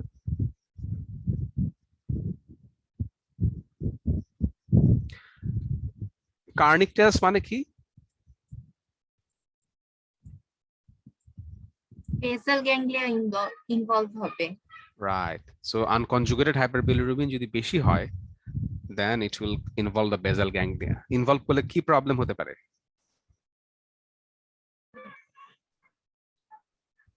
সিজার হবে, সিজার হতে পারে, ডিস্টোনিয়া হতে পারে তাই না। ইউজুয়ালি বেসাল গ্যাংলিয়া ইনভলভ করে ডিস্টোনিয়া হয়। আচ্ছা, এটা নিচে আছে সুন্দর করে, আমরা একটা লিস্ট আছে আমরা সেটা দেখবো আবার। But basal ganglia involvement, that is a correct point. Usually তাদের blood brain barrier, specially preterm বেবিদের যদি হয় তাহলে blood brain barrier not well developed. অ্যাডাল্টে জন্ডিস হলে কি কখনো ব্রেন ইনভলভ করে? না। রাইট, ইউজুয়ালি ব্রেন ইনভলভ করে না, বাট কার্নিকটারাস হলে ব্রেন ইনভলভ করবে। এবং বেসাল গ্যাংলিয়া হলো ধরো একটা কমন সাইড, বাট আদার সাইডও কিন্তু ইনভলভ করতে পারে। এই বাচ্চাগুলোর কিন্তু হাইপোক্সিয়া হতে পারে তাই না, they can also develop hypoxia, এবং যাদের হাইপোক্সিয়া থাকে তাদের আবার কার্নিকটারাসের রিস্ক বেশি থাকে। ফর এক্সাম্পল, একটা বেবি ডেলিভারি হলো, ডেলিভারি হওয়ার সময় তার পেরিনাল অ্যাসফিক্সিয়া হলো, এরপর যদি তার জন্ডিস হয় then he has more chance of developing kernicterus than a normal baby. যদি একটা বাচ্চার বিলিরুবিন কম থাকে বা নিউট্রিশন কম থাকে তখন কার্নিকটারাস হওয়ার চান্স কম না বেশি বলো তো? নিউট্রিশন যদি কম থাকে, যদি একটা বাচ্চার বেশি হবে, অ্যালবুমিন কম থাকে তাহলে কার্নিকটারাস হওয়ার চান্স বেশি। কেন এরকম হয়?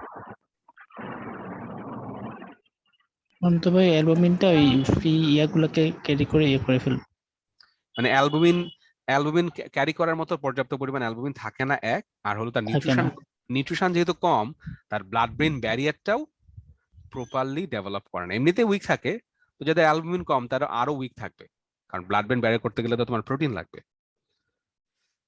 ওকে, তাহলে আমরা নিচে যাই। ABU ইনকম্প্যাটিবিলিটি অত বেশি ইম্পর্টেন্ট না, ক্লিনিক্যালি মাইল্ডার। সো কার্নিকটারাসের কথা বলছিলাম, এখানে সুন্দর করে দেয়া আছে। So deposition mainly occurs in the brainstem, you are correct, and basal ganglia. So basal ganglia বলছিলা তুমি, এখানে আরেকটা লেখা আছে brainstem প্লাস আরো কিছু লোকেশন আছে, but those are most common. এবং কমন যে ডিসঅর্ডার গুলো আছে যেগুলা হাইপারবিলিরুবিনিমিয়া বা জন্ডিস করে সেগুলো এখানে লেখা আছে। সো রিস্ক ফ্যাক্টরস, কাদের কার্নিকটারাস বেশি হবে? এই যে বলছিলাম যাদের অ্যাসফিক্সিয়া হচ্ছে, যাদের অ্যালবুমিন লেভেল অনেক লো, then they are very high risk, they are at very high risk of developing কার্নিকটারাস। এটা ইম্পর্টেন্ট, এটা কিন্তু তোমার এক্সাম কোয়েশ্চেন, ঠিক আছে, আমি এমনি এমনি বলছি না, this is an exam question. এবং সেখানে আরো একটা অপশন হলো যদি প্রিমেচিউর থাকে বা অ্যাসিডোসিস থাকে, পরীক্ষার একটা অপশন ছিল প্রবাবলি অ্যাসিডোসিস। যদি কারো অ্যাসিডোসিস থাকে that's also a risk factor কার্নিকটারাস। এটা মেলানো যায়, একটা বেবির যদি অ্যাসফিক্সিয়া হয় তাহলে কি ধরনের অ্যাসিডোসিস তার থাকবে বলতো? অ্যাসফিক্সিয়া হলে কি ধরনের অ্যাসিডোসিস থাকবে? Respiratory acidosis, respiratory. আর যদি সিভিয়ার অ্যাসফিক্সিয়া হয় এবং সিভিয়ার হাইপোক্সিয়া হয়, পরবর্তী সময়ে তার মেটাবলিক অ্যাসিডোসিস ডেভেলপ করতে পারে। কারণ যখনই সিভিয়ার হাইপোক্সিয়া হয় তখন আমাদের বডি মেটাবলিজম কি অ্যারোবিক হবে নাকি অ্যানারোবিক হবে? অ্যানারোবিক, এবং সেই জন্য ল্যাকটিক অ্যাসিডোসিস হবে। সো ইনিশিয়ালি ধরো রেসপিরেটরি হবে, but severe asphyxia can also lead to lactic acidosis. So একই সাথে respiratory acidosis and metabolic acidosis can be together. আর অবভিয়াসলি বিলিরুবিন লেভেল যখন তুমি যেটা বললা 20 এর বেশি হবে তখন আস্তে আস্তে কার্নিকটারাসের রিস্ক বাড়বে, তখনই আমরা পটোথেরাপি শুরু করব। সো এটা ভুলে ট্রিটমেন্ট অফ হাইপারবিলিরুবিনিমিয়া আর কার্নিকটারাস বলা দরকার ছিল, সে হলো পুরোটা বলে দিছে। Treatment of hyperbilirubinemia or prevention of Kernicterus.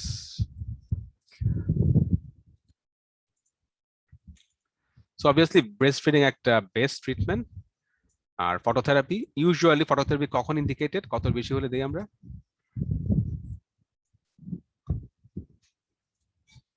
Usually 15 এর বেশি হলে তুমি দিতে পারো, নো প্রবলেম। যদি বিলিরুবিন 15 বেশি হয়, then you can give phototherapy, no problem with that. Exchange যখন সিভিয়ার অ্যানিমিয়া বা পেশেন্টের ইনকম্প্যাটিবিলিটি অনেক বেশি হবে, জন্ডিসও বেশি, then you can give exchange. আর ট্রিটমেন্ট অফ আন্ডারলাইং কজ অবশ্যই। সাইড ইফেক্টস অফ ফটোথেরাপি, এটা পরীক্ষাতে একবার মনে হয় আসছিল, কিন্তু এবার আসতে পারে, যেহেতু অনেক বেবি যারা এনআইসিউ তে থাকে অনেকেরই ফটোথেরাপি নেওয়া হয়, সো এই সাইড এফেক্ট গুলো আসতে পারে। সো গ্রিন স্টুল প্যাসেজ, ডিহাইড্রেশন তো অবভিয়াস, ডিহাইড্রেশন হাইপারথার্মিয়া, যেহেতু হাই টেম্পারেচার বডিটাকে গরম করতেছে এবং স্কিনে লাগতেছে, সো তখন স্কিন র্যাশ হতে পারে এবং কিডনি ড্যামেজ হতে পারে। এদের ইউজুয়ালি কোথায় কোথায় ব্যান্ডেজ লাগানো থাকে? একটা হলো চোখে ব্যান্ডেজ লাগানো থাকে, আর কোথায় ব্যান্ডেজ লাগানো থাকে বলো তো? জেনিটালিয়াতে। Genitalia. জেনিটালিয়াতে, to protect the gonadal cells. So এটা যেটা বলছিলাম, যে যখন হাতে পায়ে হবে, মানে palm and sole which is more than 16, that is dangerous. Palm and sole more than 16, very dangerous. It's the Kramer's rule.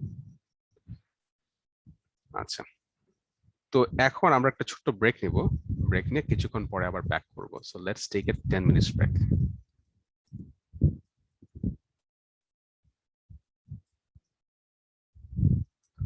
Coming back at 9:20 p.m.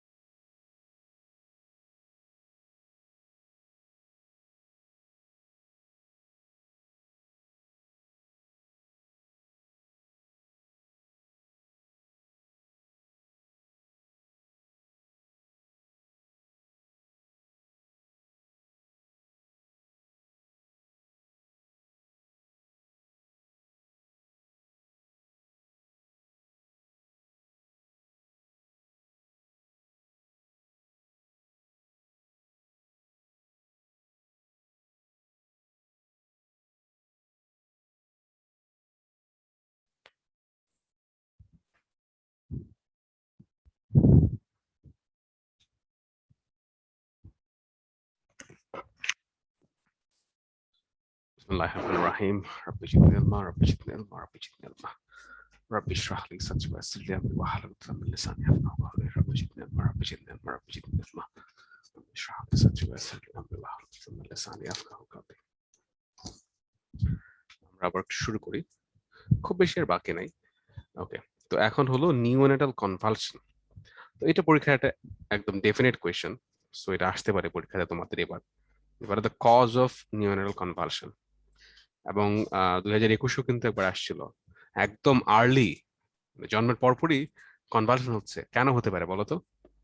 জন্মের পরপরই convulsion, just after birth.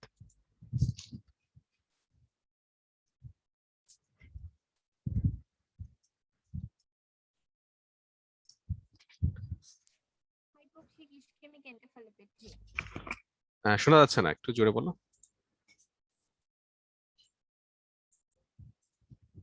Asphyxia, তাহলে PNA, that is a cause, or asphyxia, that is a common cause. আর Hypoglycemia. yes, hypoglycemia is a good cause. Hypoglycemia. পিএনএটা কি জানি? PNA মানে কি বলো? perinatal asphyxia or simply asphyxia. ওকে, ও আচ্ছা। আর এছাড়া পেশেন্টের একটা কজ দেখলাম পরীক্ষাতে দিয়ে স্যাররা পছন্দ করে, পাইরিডক্সিন ইদার ডেফিসিয়েন্সি অর কি হবে? দেখি কে বলতে পারবে, deficiency or dependency. Unusual cause, তাই না? ডেফিসিয়েন্সি অর ডিপেন্ডেন্সি, দুইটাতেই সিজার হতে পারে। I don't know much about this. So pyridoxine deficiency হলে সিজার হয়, সেটা আমি জানতাম আগে। এবং অনেক সময় দেখা যায় বাচ্চাদের সিজার যদি কন্ট্রোল না হয়, at a last resort, as a last resort অনেক সময় পাইরিডক্সিন দেওয়া হয়। তো the common cause. So just after birth or 21 একটা কোয়েশ্চেন আসছিল, সো 4 hours আফটার বার্থ। তো এখান থেকে আমরা দেখলাম এই কজগুলো। So asphyxia, one of the commonest cause, intraventricular hemorrhage, infection, all of those can cause convulsion. আর এগুলা তো বড়দের ক্ষেত্রে কনভার্সন করবে। মেটাবলিক যে কজগুলো আছে, হাইপোগ্লাইসেমিয়া, হাইপোক্যালসিমিয়া, হাইপোম্যাগনেসিয়ামিয়া, ইভেন হাইপোনেট্রিমিয়াও আছে।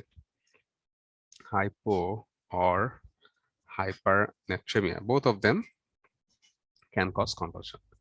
Inborn errors of metabolism, সেখানে একটা কজ আছে, সেটা হলো classic cause, phenyl ketonuria. Phenylketonuria can also cause convulsion. So pyroxine dependency আমরা বললাম যে এখানে আছে, pyroxine dependency is a cause of convulsion. Also deficiency, dependency or deficiency, দুটোতেই convulsion হবে, or deficiency. আর যদি cerebral dysgenesis হয়, এটা dysgenesis হবে, and benign familiarity, those are the cause of neonatal convulsion. meningitis এর কজ আমরা আগে পড়ে ফেলেছি, so gram negative bacilli, E. coli, proteus, and group B strep proteus, and also আমরা বলেছিলাম ক্লেপশিয়েলা আছে, ক্লেপশিয়েলা, এটাই লাগবে, এটাই পরীক্ষাতে আসে। So those causes along with listeria, less common, but still এটা পরীক্ষার অপশনে থাকবে। তারপর কিছু মাইনর টপিক, বার্থ ইনজুরিস, সো মাথার মধ্যে ক্যাপুট, সাক্সেরিনাম, সেফালাভানো, এগুলো থেকে খুব যে বেশি আসে তা না। না, ব্রাকিয়াল প্লেক্সাস ইনজুরিটা আসবে অ্যাজ পার্ট অফ সুপ্রেক্স। সো কোনটা আপার ট্রাঙ্ক এন্ড কোনটা লোয়ার ট্রাঙ্ক ড্যামেজ বলো তো ব্রাকিয়াল প্লেক্সাস ইনজুরির মধ্যে? Upper trunk. আর্বস হলো আপার ট্রাঙ্ক, আর Klumpke Lower trunk. Lower trunk. কোনটাতে complete or total claw hand হবে?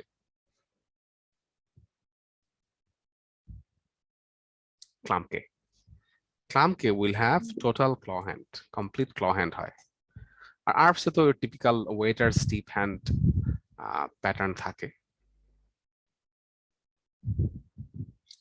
RDS সম্পর্কে আমরা আগেই বলছিলাম। So RDS due to deficiency of surfactant, commonly due to prematurity. And other কিছু মানে কজ আছে, তার মধ্যে যেটা পরীক্ষাতে আসে, ফর এক্সাম্পল যদি ডায়াবেটিক মাদারের বাচ্চা হয়, যদি বাচ্চার সিজারিয়ান সেকশন হয় তখনও আরডিএস হয়, কারণ হলো ডেলিভারির সময় যে একটা stress, this stress helps the inflation of lung যখন বার্থ ক্যানাল দিয়ে পাস করে। আর সিএস করলে সেই স্ট্রেস বা সেই চাপ লাগে না এবং সিক্রেশনও ক্লিয়ার আপ হয় না, সার্ফেক্টেন্টও ঠিক মতো কাজ করতে পারে না। So those are very important cause, এবং এগুলো কিন্তু এক্সাম অপশনস আমি যেগুলো দেখাইলাম। এবং বাকি যে ডিফারেন্সিয়াল গুলো আছে, hypovolaemia and hypotension, that also can cause or increase the risk of RDS.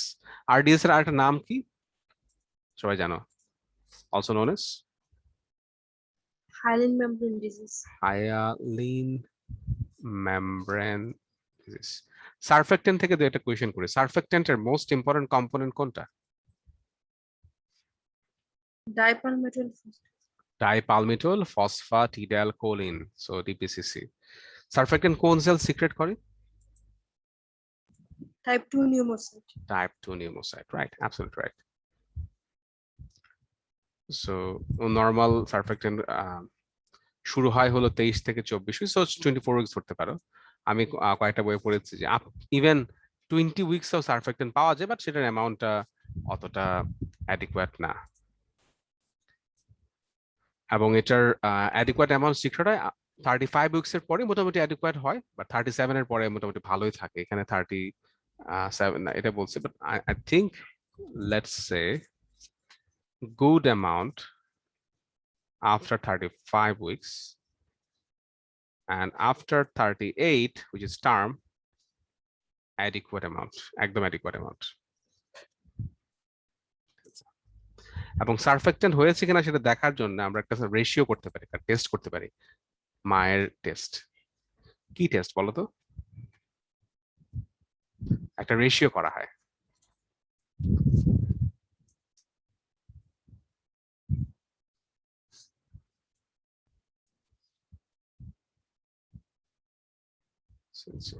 কোন টেস্ট করা হয়? এনিওয়ান?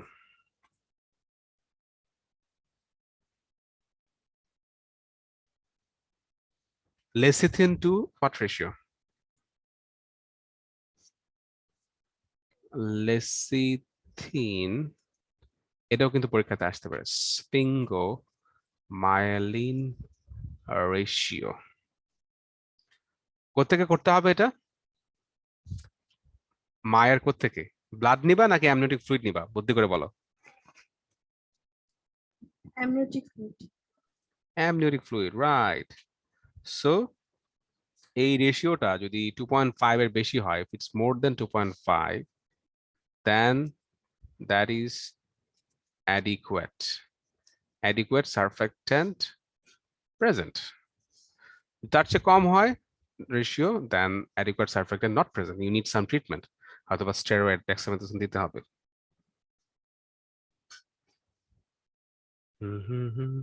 ডেক্সামেথাসোন অথবা বিটামেথাসোন দিলেও চলে। এটা কি বাংলাদেশে এই রেশিওটা কি করা হয়? এইটা আমি ডিএমসি তে করা হয় না, বাট প্রবাবলি যারা ভালো হসপিটালে কাজ করে তারা বলতে পারবে অ্যাপোলো বা স্কয়ার বা ইউনাইটেডে করা হয় কিনা, হতে পারে।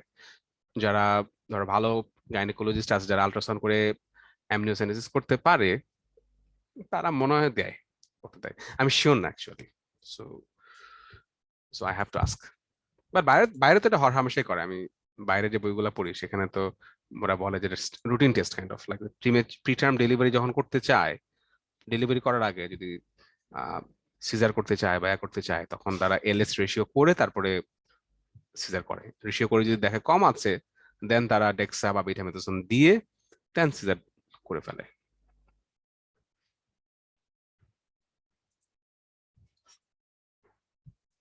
So clinical manifestation of RDS, যেহেতু সারফেক্টেন্ট নাই, সো অ্যালভিওলাই কলাপস করে থাকে, so gaseous exchange very minimum, so পেশেন্টের হাইপোক্সিয়া হয়। হাইপোক্সিয়ার ফিচার গুলোই থাকে। সো হাইপোক্সিয়া মানে পেশেন্টের সাইনোসিস হবে এবং পেশেন্ট বেশি বেশি শ্বাস নেবে, সেই জন্য পেশেন্টের retraction of sternal and intercostal area, increase respiratory rate and grunting এগুলো হবে, and SpO2 will be falling. So এখানে ইনভেস্টিগেশন আলাদা করে দেওয়া আছে। যদি সারফেক্ট একটা বাচ্চা যদি আরডিএস হয়, বাচ্চার আমরা কি কি দেখবো? So obviously ground glass is very important. Ground glass মানে অ্যাডভান্সড ডিজিজ, তাই না? If you have ground glass, the disease is advanced.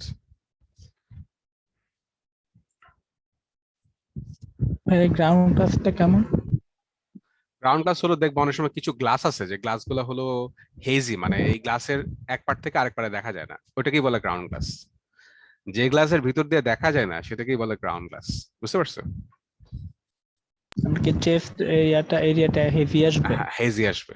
যে কোনো একটা নর্মাল ক্লিয়ার গ্লাসকে তুমি যদি ঘষো, বেশি বেশি করে ঘষো, তখন সেটা হেজি হয়ে যায়, সেটাই হলো ground glass appearance.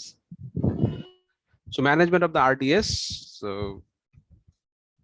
ultimately main management হলো respiratory support, very very important. আর যদি অ্যাডভান্স ডিজিজ হয়, বলছিলে তোমরা যে সারফেক্টেন্ট এখন ভালোই কাজ করে, সো সারফেক্টেন্ট থেরাপি আমরা দিতে পারি অ্যাডভান্স ডিজিজ হলে, স্টেজ 4 হয়। তো ফুরা বলো। ভাইয়া, হ্যাঁ, আরডিএস এর আগে কিছু পড়াছেন? আরডিএস এর আগে তো আমরা কনভালশন পড়লাম, নিওনেটাল কনভালশন। ওকে, ঠিক আছে। ওকে। মেকোনিয়াম অ্যাসপিরেশন সিনড্রোম, ধরো যারা to older babies, so term or post term baby, তারা অনেক সময় মেকোনিয়াম বের করে ফেলে, and then they develop the meconium aspiration. So পেশেন্টের টিপিক্যাল নিউমোনিয়ার মতো ফিচার থাকবে, so patient will have tachypnea, retraction and cyanosis. And treatment obviously পেশেন্টকে হসপিটালে ভর্তি করতে হবে, ভর্তি করে তোমাকে অক্সিজেনের পাশাপাশি পেশেন্টকে সাকশন দিতে হবে এবং অ্যান্টিবায়োটিক দিতে হবে, broad spectrum. That is the main treatment. এখানে কিছু এক্সট্রা জিনিস আছে। বালজ ফ্রন্টানেলে কেন হয় তোমরা জানো, অবভিয়াসলি যদি ব্রেন ইনফেকশন হয়, অথবা যদি সিএসএফ পরিমাণ বেড়ে যায়, অথবা হেমাটোমা হয়, anything that increases the ICP, সহজ কথায় anything that rises the intracranial pressure will cause a bulge frontanelle.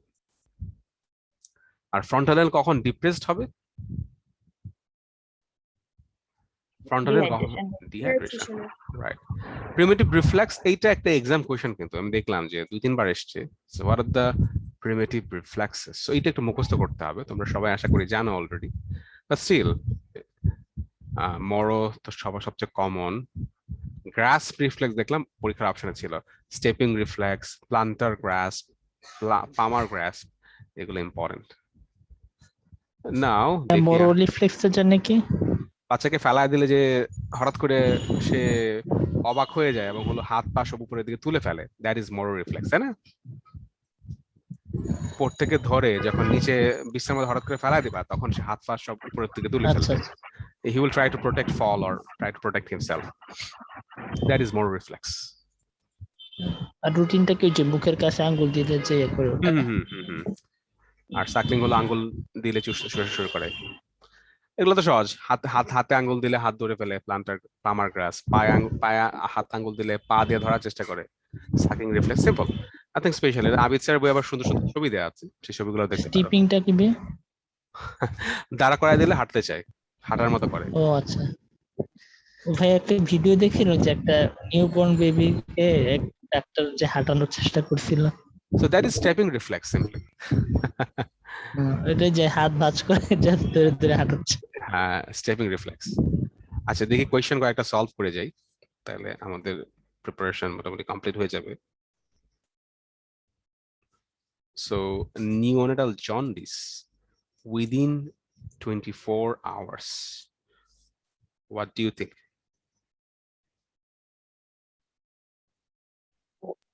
AB incompatibility true হবে, RS incompatibility আর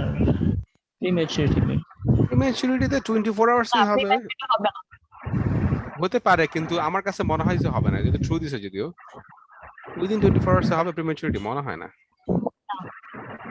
24 আওয়ার্স এর ভিতরে এবিও আরএস, এবিও ছিল, আরএইচ ছিল, G6PD deficiency, spherocytosis, এই তো। So those are the like blood disorders. So ব্লাডে যদি problem থাকে তাহলে হবে এটা। ওকে, নেক্সট কোশ্চেনে যাই। এটা ভালো কোশ্চেন, এটা ইজি।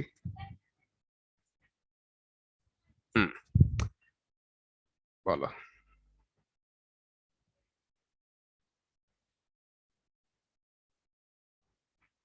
ডাইরেক্ট মানে তো কনজুগেটেড, তাই না? ডাইরেক্ট মানে কনজুগেটেড, ইয়েস। ট্রিগলেনেজার হবে। ক্রিগলার নেজার কি কনজুগেটেড ছিল? কনজুগাল ডক্টর মনে আছে? আচ্ছা, কনজুগাল ডক্টর, হ্যাঁ। সো ক্রিগলার নেজার তো হবে না, ক্রিগলার নেজার হলো ইউজিসি। হাইপোথাইরয়েডিজম। এটার সূত্রটা হলো ইউজিসি, ক্রিগলার নেজার বা unconjugated. Mnemonic is UGC, University Grants Commission, unconjugated in Gilbert and Kriegler-Nager. So Kriegler-Nager obviously false. তুমি কি বললা? হাইপোথাইরয়েডিজম। Hypothyroidism usually unconjugated না? হ্যাঁ, হাইপোথাইরয়েডিজম সেক্সিস ভাইয়া দুইটাই হতে পারে না, direct. Right. So usually unconjugated but may also be direct. So আমি এটাকে বেশি স্ট্রিক্ট না থাকে। So hypothyroidism may be true. Direct হতে পারে। কোনো কথা নাই। Neonatal hepatitis. Hepatitis, yes, that's a very unconjugated. না না, হেপাটাইটিস মানে তো কনজুগেটেড হবে। এখানে কনজুগেটেড হবে, হয়তো বা আনকনজুগেটেড কিছু থাকতে পারে, বাট লিভার প্রবলেম মানে কনজুগেটেড থাকবে। তারপরে সেপসিসেও কিন্তু দুইটাই হতে পারে, তাই না? সেপসিস হবে, কনজুগেশন আর সেপসিসেও দুইটাই হতে পারে। So sepsis, hypothyroidism and neonatal hepatitis, those will be the true answers. আর breast milk jaundice usually unconjugated. Unconjugated. এখানে ভুল আছে answer. So sepsis will be true, hypothyroidism will be true. Okay. ভাইয়া correction করে পিডিএফটা দিয়ে দিয়ে নে। আচ্ছা, আমি দিয়ে দিয়েছি, আগের পিডিএফ গুলো কিন্তু দিয়ে দিয়েছি আর বলেও দিয়েছি। তোমরা কি পেয়েছো কিছু? ভাই আগে পিডিএফ যেটা দিছে এটা তো আজকে পোস্ট করছে, ওটা কারেকশন তো করা নাই, কারেকশন তো এখন করলে। না না না, মানে হলো যে আমি গতকালকে যে ক্লাস নিলাম, কতদিন যে ও ক্লাস নিলাম, কালকে, হ্যাঁ কালকে মনে কতদিন হয় আমার- পাইছি, জি কালকেরটা পাইছি। হ্যাঁ সেটাই বলতেছি যে আগের মেডিসিনেরটা না, হ্যাঁ হ্যাঁ হ্যাঁ মেডিসিন ওটা পাইছি। ফাইন। আজকেরটা এখনো দেন নাই। আজকেটা তো শেষ করে নিয়ে আগে। আচ্ছা, না ওই যে দুপুরে নিলেন না, ওটার কথা ওটা বলতেছি। ওটা দেই না এখন ওদের কাছে। Cause of hyperbilirubinemia anemia easy, conjugated unconjugated ভাগ নাই। কি কি হবে? Option A true.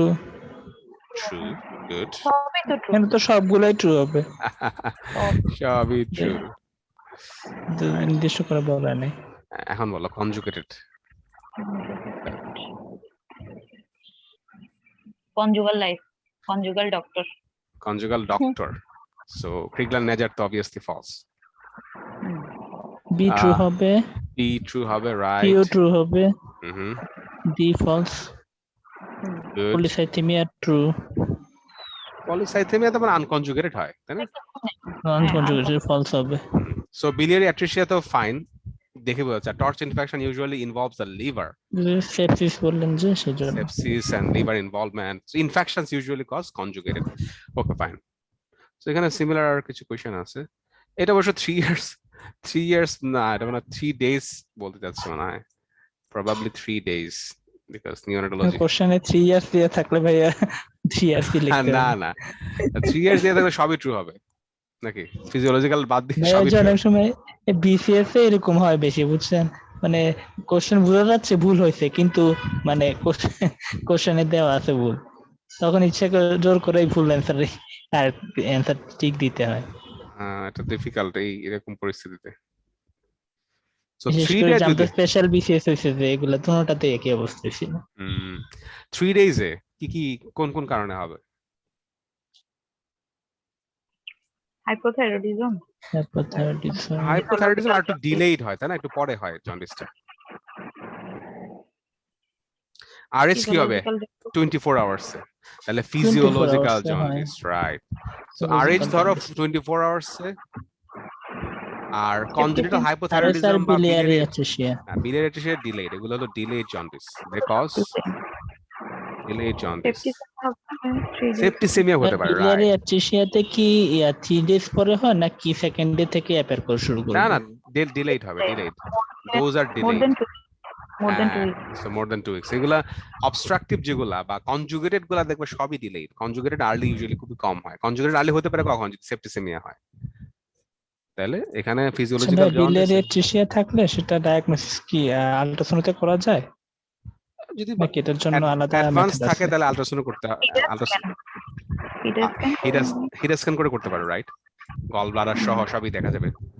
আর এটা কি নিউনেটাল সিটি স্ক্যান করলে কি ইয়ে হবে না? সিটি স্ক্যান তো হাই রেডিয়েশন না? এখন তোমার রিস্ক বেনিফিট রেশিও দেখে করা যায়, ইউজুয়ালি তো করে না, বাট এমআরআই করলে হবে না?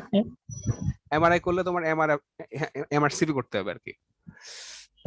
ম্যাগনেটিক রেজোনেন্স কোলাঞ্জিওপ্যানক্রিটোগ্রাফি, কারণ তোমার তো দেখতে হবে সবকিছু।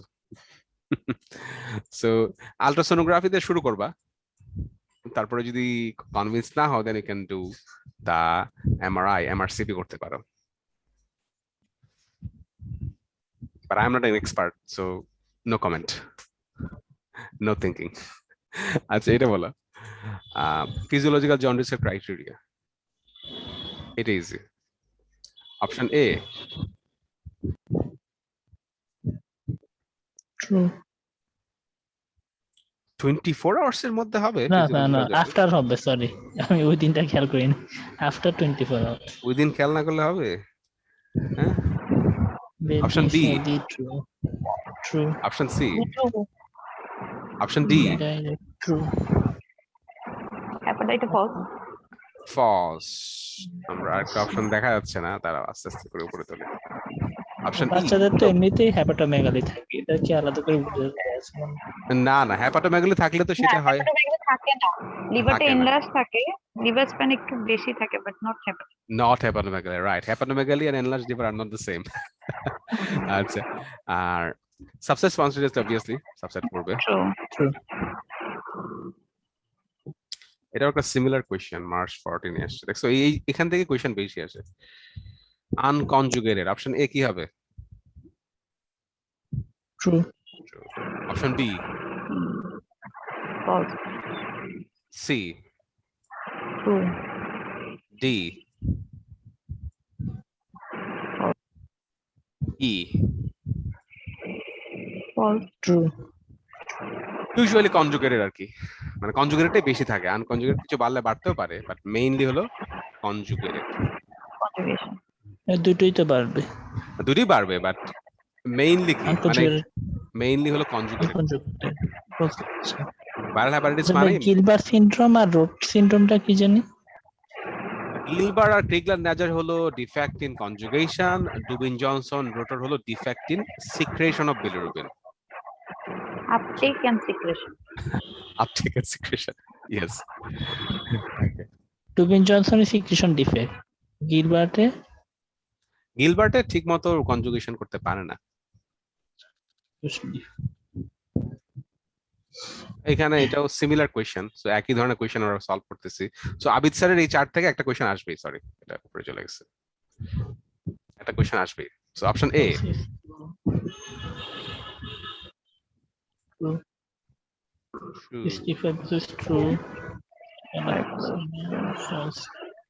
গ্যালাক্টোসিমিয়া দুইটাই হতে পারে। তো কনজুগেশনও হয়, আনকনজুগেটেড।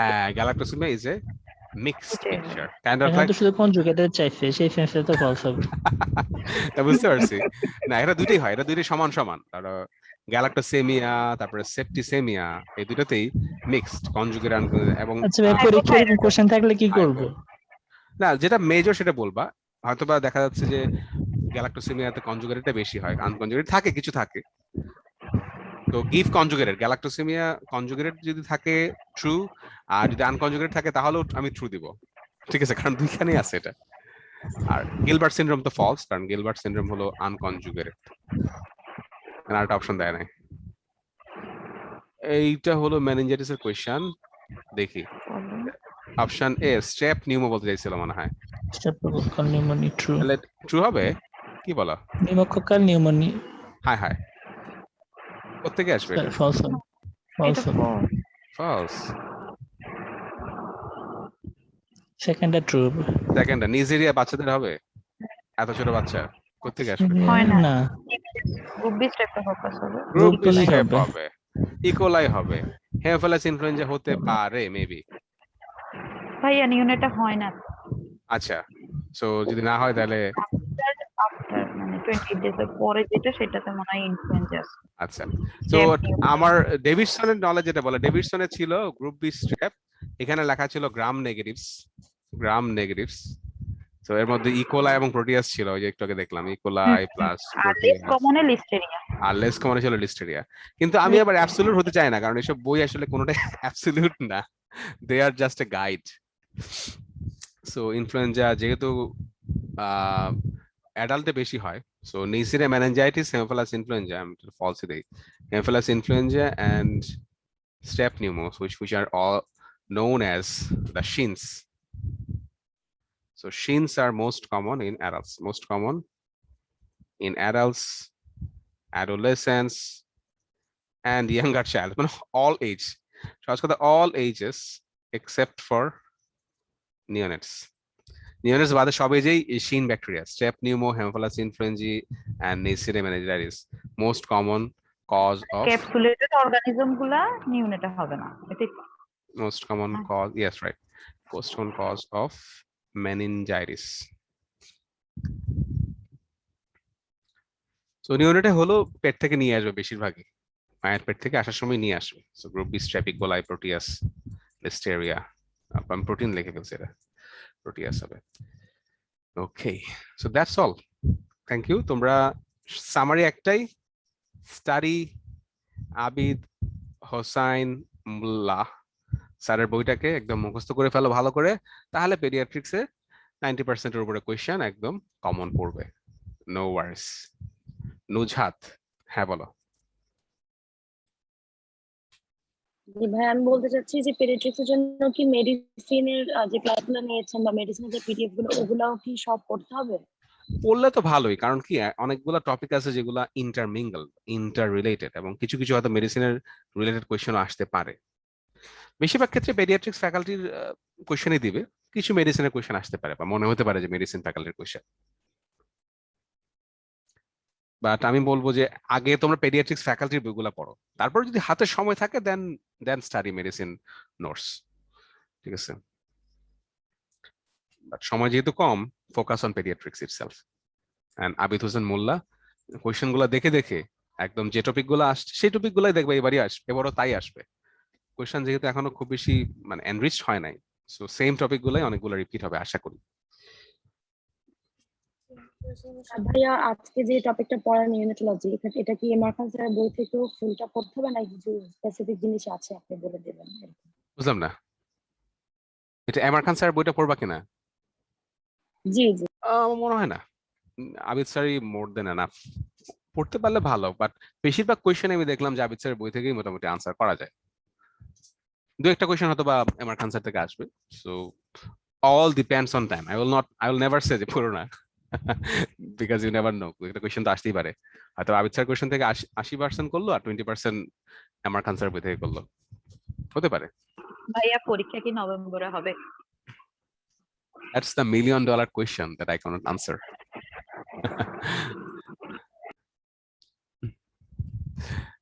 বাট আশা করি হবে, আমার কাছে মনে হয়, মাই পারসেপশন ইজ হয়ে যাওয়ার কথা, যেহেতু করোনা ভাইরাসের প্রাদুর্ভাব কমে গেছে এবং করোনার মধ্যেও তাদের পরীক্ষা নেওয়ার হিস্ট্রি আছে, then why not, they will take the exam on right time, I hope. Thank you. আজকে যে একটা টপিক পড়লাম যে এআরডিএস এর একটা যাদের যেসব বাচ্চাদের সিজার হয়, সিজারের ডেলিভারি হয়, তাদের তো এআরডিএস এর চান্সটা বেশি। এআরডিএস না, আরডিএস, সরি আরডিএস। হ্যাঁ, এখন যেহেতু নর্মাল ডেলিভারি হলে ভাই যে সারফেক্টেন্সের সিক্রিশনটা বাড়ে, এরকম হয়। হ্যাঁ, যে ফিজিওলজিক্যাল একটা স্ট্রেস পড়ে, স্ট্রেস হয় স্ট্রেস হরমোনস এবং স্ট্রেসের ফলে মানে এনবিডি তে বাচ্চাদের হচ্ছে যখন ফার্স্ট ব্রিথ নেয় তখন হচ্ছে ওদের লাংটা এক্সপ্যান্ড হয় বেশি। হ্যাঁ, যেহেতু তাদের surfactant concentration and overall secretions মানে কম থাকে, সবকিছু বের হয়ে আসে, চাপ খেয়ে ভিতর থেকে ময়লা টয়লাও বের হয়ে আসে, তাদের ওভারঅল একটা অ্যাক্টিভিটি করে আসে, এক্সারসাইজ করে আসে, সো লাংস মেকানিক্স গুলো ভালো কাজ করে। যখন তো বাংলাদেশে তো ভাই ম্যাক্সিমামই 90% তো এখন সিজারে হয়, তার মানে এখনকার বাচ্চারা সবই মানে হচ্ছে এই যে ইনফেকশন চান্সটা বেশি। Obviously, Caesar has complications. No comment. Sir নাকি একটা কথা বলছে যে এটা ক্যাননের রেফারেন্স দিয়ে, যে সিজার যে বাচ্চা যেগুলো হয় এদেরকে বলে যে বাচ্চা বেশি করে কান্না করাবা, পিঠে চাপড়ে চাপড়ে কান্না করাবা, তখন হচ্ছে লাংটা এক্সপ্যান্ড করবে। হ্যাঁ, এটা আর তো কেউ করে, যদি ইচ্ছা করে সিজার করায় তাহলে তার মানে হচ্ছে তার বাচ্চাকে সে নিজেই ক্ষতি করতেছে। তাও ঠিক, depends. It's an absolute statement করা তো কঠিন, depends on the situation and the mother and the baby's health and overall condition. So বাংলাদেশে যে পরিমাণ হাই ফিজার হয়, মানে পৃথিবীর অন্য কোনো দেশে এত ফিজার হয় না। হয় না তা না, বাংলাদেশে মানুষ বেশি, এই জন্য বেশি মনে হয় সবকিছু। 14 কোটি মানুষ, 14 কোটি না, এখন তো কত 17 কোটি, 14 কোটি 18 কোটি 18 কোটি হয়ে যাচ্ছে। সো ইংল্যান্ডে কত 18 মানুষ? কোটি 7 হয়ে কোটি মানুষ গেছে। ইংল্যান্ডে। আমেরিকাতে আছে 32 কোটি, কানাডাতে আছে 3 কোটি। ইংল্যান্ড আমেরিকা এরা যেভাবেই হোক নরমালে করাইতে চায়, একদম প্রলং লেভেল নরমালি করে। হ্যাঁ, আমাদের এত ধৈর্য নাই, হ্যাঁ এই ধৈর্য নাই, জন্যই। সময় নাই। ঠিক আছে, ভালো থেকো, আবার শেষ আচ্ছা করে দিই, thank you ভাই। কালকে আবার ডিউটি আছে 24 আওয়ার্স। ওকে, আল্লাহ হাফেজ।